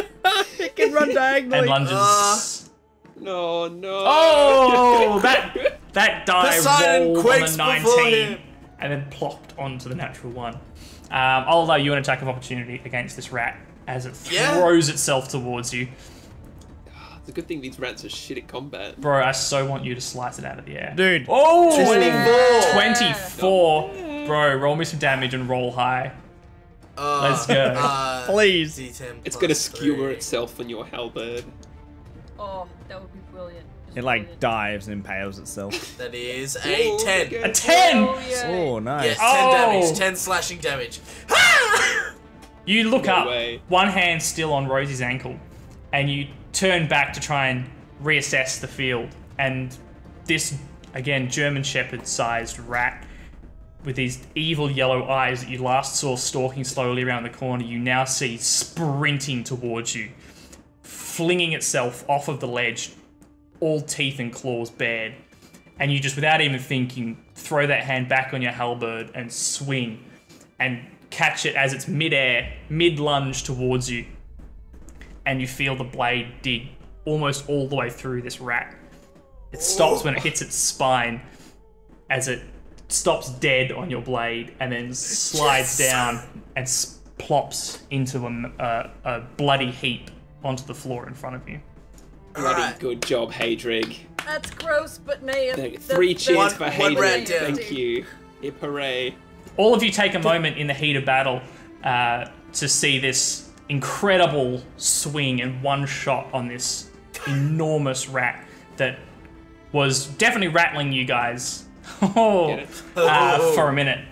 And with that moment comes this sort of moment of inspiration, like, yeah, they're just rats. Look at what Hadric just did to this one.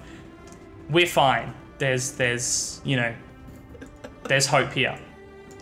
And as you're thinking that, all of you catch a glance of movement at the sewer tunnel that so far has bred nothing but horror. And in this soggy, silty, muddy mess that is the bottom of the sewers, you see a bulge, a pile of this dirt moving towards the edge of the tunnel before it bursts open. And from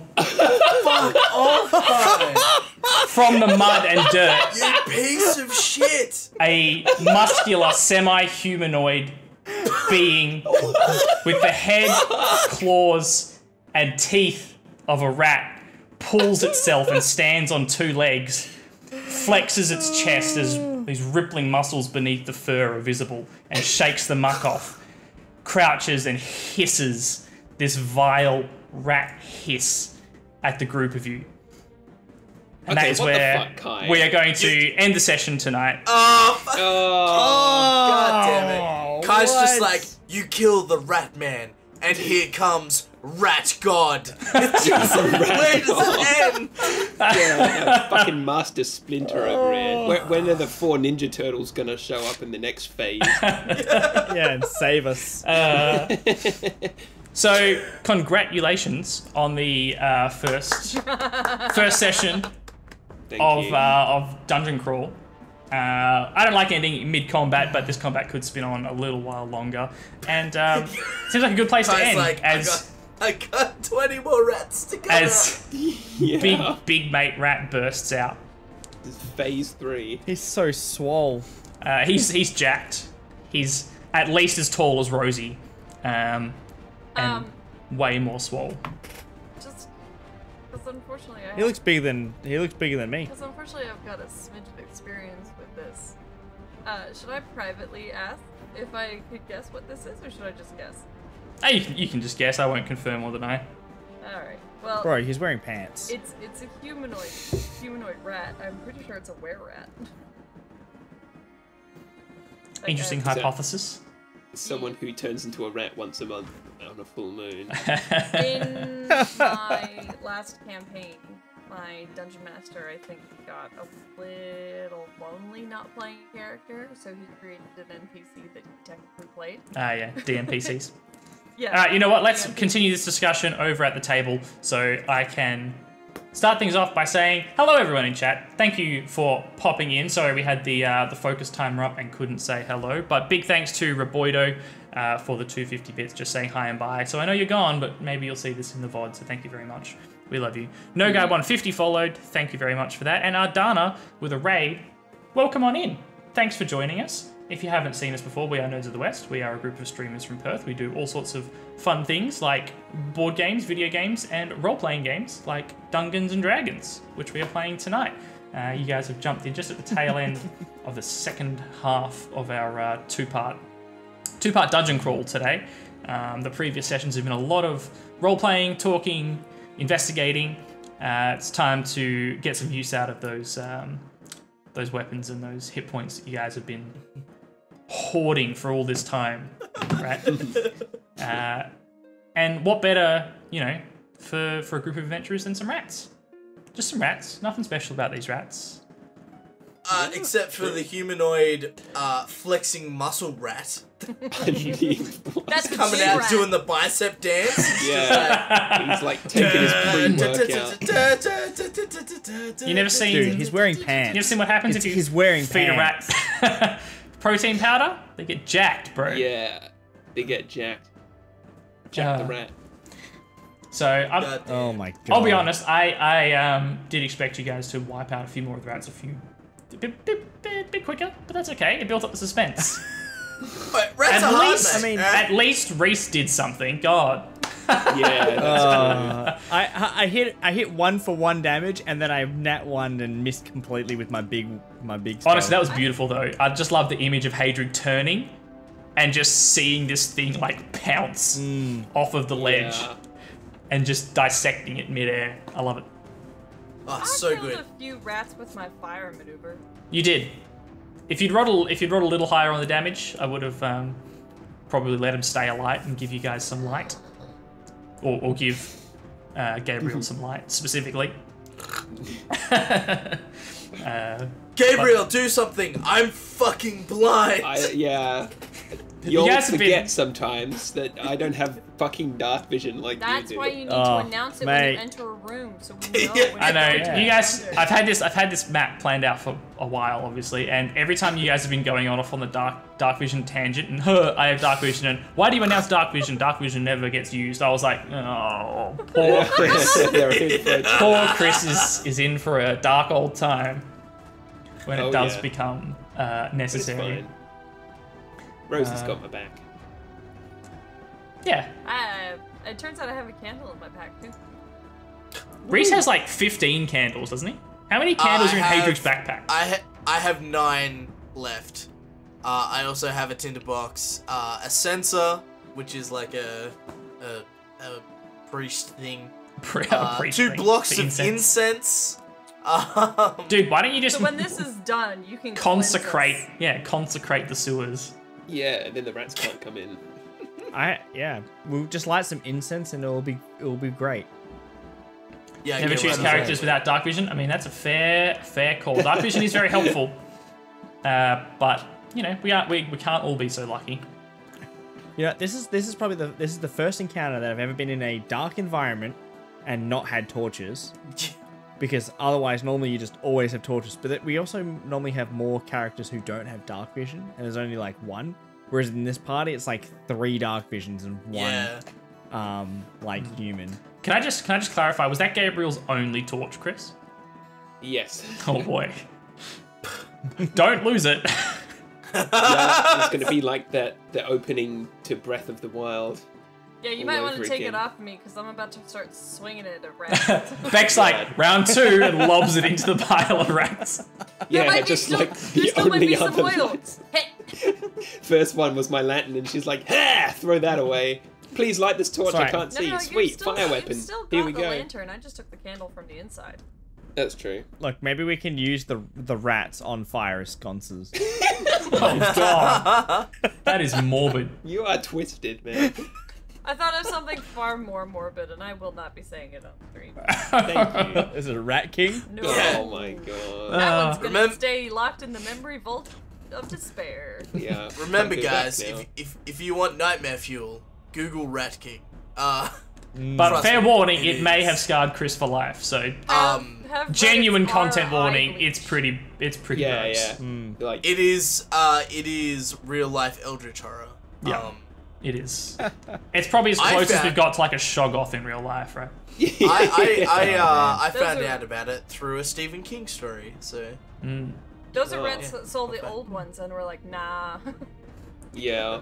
They made a pact with fucking Yogg-Sothoth. yeah. Yep. So, Hope you guys enjoyed your first encounter. You actually dodged one encounter so far. I won't tell you where or how, but you have avoided one encounter already. I am glad. Unless you stumble upon it Yeah. again, that'd be pretty funny. That would be pretty funny. I'd like to go back and explore the races and classes, of course. Let's go through and do a little intro of us and our characters and who they are. We haven't done that in a while. Yeah. Beck, take it away.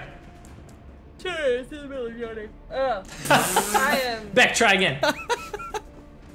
Rosavina Swift-River. I am the gnome rogue of the party. Lachlan. I am Lachlan, and I am playing Klaus Gunterberg, and I am the dwarven cleric of the group, though the second shortest in the group. Reese. I am Reese, and I am playing Hadrig, Child of Ilmatar. I am a half-orc paladin. And And just I'm probably a the good tallest of the group. and just a good boy. Yeah.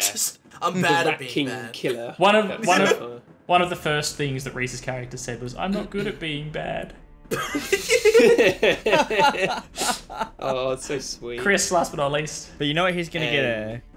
Last but not least, I'm Chris. I'm playing Gabriel Dudshot Cartier, and I'm a human archer fighter. Also a dirty gun. He's also a dirty gun. Dirty gun. Confirmed. I'm a chicken chaser. I don't want Chicken to. chaser. We won't give a full recap here because you might want to go back and watch all the VODs that we've got so far on our YouTube channel if you want to catch up to where we're up to now in the campaign. But the TLDR summary is that our 4 party members are new recruits to the City Watch Rolands Landing Polis Defence, who are currently in a state of heightened awareness. Oh, Lilith, thank you for the guns. Thanks for the follow. I've just clicked. Have one of you guys got chatbot open? Is that why we're getting double notifications? Yeah, I think Probably. one might have chatbot open. But thank you very much for the follow. So yeah, our four members here have joined the watch during the month of mourning for the king who has died, and while they wait for his daughter, the princess, to be crowned. And because of the heightened instability and risk, and their neighbouring country of Fasilla, who are not on the best terms with Roland's Landing, they've increased their hiring, and these 4 hapless heroes have joined the watch for reasons all their own, and have stumbled headfirst into murders, riots, tensions between different groups in the city, and because the watch is understaffed, they've got to go work it out and see if it all links up, and if so, how, and if they can stop it. So You're like- it's We keep coming back to it, and I feel bad that I keep doing it. But you're like, murders, riots. And my brain went, just the one, actually. Yeah, just the one. Oh, sorry. Spoilers. Actually, I seem to record you guys murdering some people. Yeah, but there was only one riot. In self-defense. Thank you very much. That's it. That's what the paperwork says, anyway. Self-defense laced with extreme paperwork? prejudice. He smudged it and threw it out, basically. Used it as a Don't know napkin. what you're talking about. That paperwork was correctly filed, followed all regulations. So yeah, if you want to catch up before our next session, which would be on Friday, here at approximately 6 p.m. Australian Western Standard Time, we all have lives, so unfortunately we start a little bit late sometimes, but around then, keep an eye on the notifications, follow so that you get a notification. And if you want to catch up before then, head over to the YouTube, which is linked like 400 times up there in chat, and you can catch up on the previous VODs to get up to date with the plot. So feel free to do that, and while you're there, you can check out our board game reviews and the other role-playing games that we've played in the past. We've got a bajillion hours of content there. Asterisks. It's Actual content one hours bajillion. may vary. Just the one bajillion, actually. Yeah. Just the I one. can see the woman suing because she got kicked out of an all-you-can-eat buffet because she ate too much. I can see someone being right. like, "You told me there was a bajillion hours of content, and there was only 900 hours of content." It goes to court and we all get put in prison. I mean, that's a Simpsons reference. It is. Do these look like the actions of a man who has had all he can eat? Thank you, Lilith. Tomorrow? I'm the cool. She is the cool one No. with the cool hair. Cool one. Yeah. Chris used to have blue hair back when he was cool. Yeah. I did Chris, in the. you Oh, I Yeah, saw buddy. photos of that the other day, yeah. Yeah, I liked my blue hair, but yeah, encountered some lashback, so had to change it back to brown. I feel like coloured hair, as cool as it looks, is just too much maintenance for me to consider. Like, Then you're I'd be doing like, colored A lot of hair. work. You're doing colored hair wrong, because I wash my hair once a week, and that's it. that's fair. But how often do you dye it? I can't. Once a week. Yeah, That shower, it's not with shampoo, it's with the hair dye. Yeah, Yeah, I can't remember the last time I dyed it. Actually, it's been a couple weeks. maybe. yeah. That's fair. When I Wow. had that hair, it would be like every 3 or 4 weeks, so maybe like once a month you dye it, but then yeah, only wash like once a week or twice a week Yeah. at most, because otherwise it's See, just the, Like- the trick here is to just have natural red hair, so you don't have to dye it at all. No, the trick here is be Tom and bald, so you don't have That's to do true. That's the anything real- with any hair. you can't have any hair. That's the real pro tip. See, I'm too lazy to even like brush my hair, as you can probably tell, let alone do anything else with it. Oh no, Tom's in chat. Called out. Everyone, be cool. Be cool, be cool. Don't say anything mean. The one time I tuned in, it was shitting on him. Tom's a Yeah, real true. piece of shit. Awkward. Can't grow hair. Nah. But other than Fridays, which is our D&D night, as often as we can make it work around reality, what else have we got on this week, guys? Who has the schedule fixed in the front of their minds? I believe I do, but then I'll also be lying because I said I was going to stream on Thursday and I did. And I just realized I didn't post anything in the Discord. No, Oh, nothing. Dun dun Yeah. dun. Work's been crazy. So, tomorrow we are in our actual studio, and we're going to be playing Nemesis Lockdown. It is going to be a long stream, so strap in for that one. I am mentally preparing myself for that tonight, and still need to learn the rules a bit better. So that's going to be fun. And then, so that's tomorrow. Sunday, we're not doing it. Tuesday, Beck is back with Assassin's Creed Syndicate. There we go. Dude, Wednesday, there's 400 of them. Yeah. we should be back for Stardew Valley because we haven't done that for like a month. It's because we do it once every 2 weeks, and we miss one, and then it's another month gone by. Yeah, yeah. So that'll be cool. And then Thursday should be me. I don't know what we're doing. Maybe Resident Evil. But I am having a lot of fun doing trailer and mansion streams. So We do like a good trailer or mansion stream. yeah. Yeah. When I say we do easy all to sorts of stuff, sometimes we sit and critique rich people houses to hide our jealousy, and that's cool I like too. to judge their rooms of shame. Look, man, I like a nice open porch of shame. Yeah. Share that shame with the world. Let me shit in a box. That's all I want. God, Not the shit in the fountain. Yeah, not in the fountain.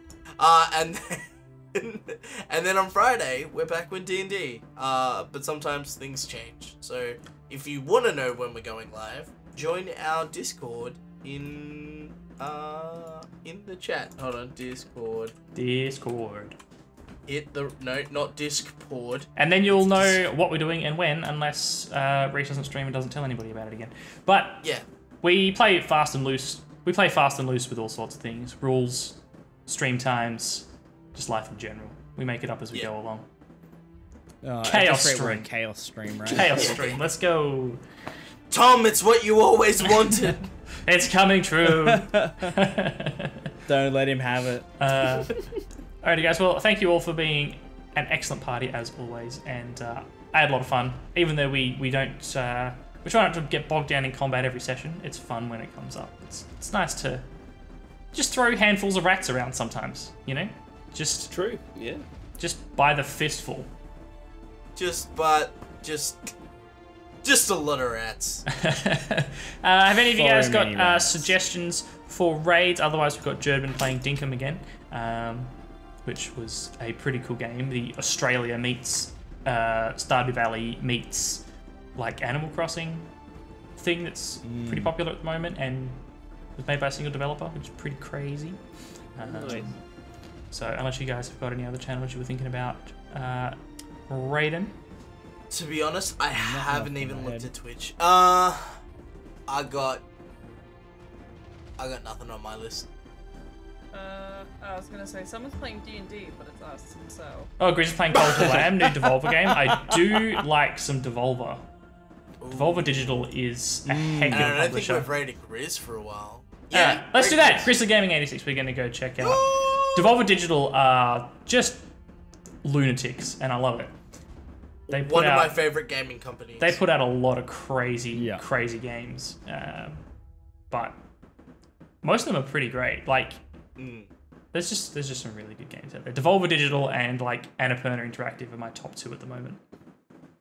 For like For sure. Like those indie publishers. yeah, that are still big enough to have like some actual swing in the industry, but still indie enough to just publish whatever's cool, like not just what's Yeah. you know strategically designed to pull in the most money.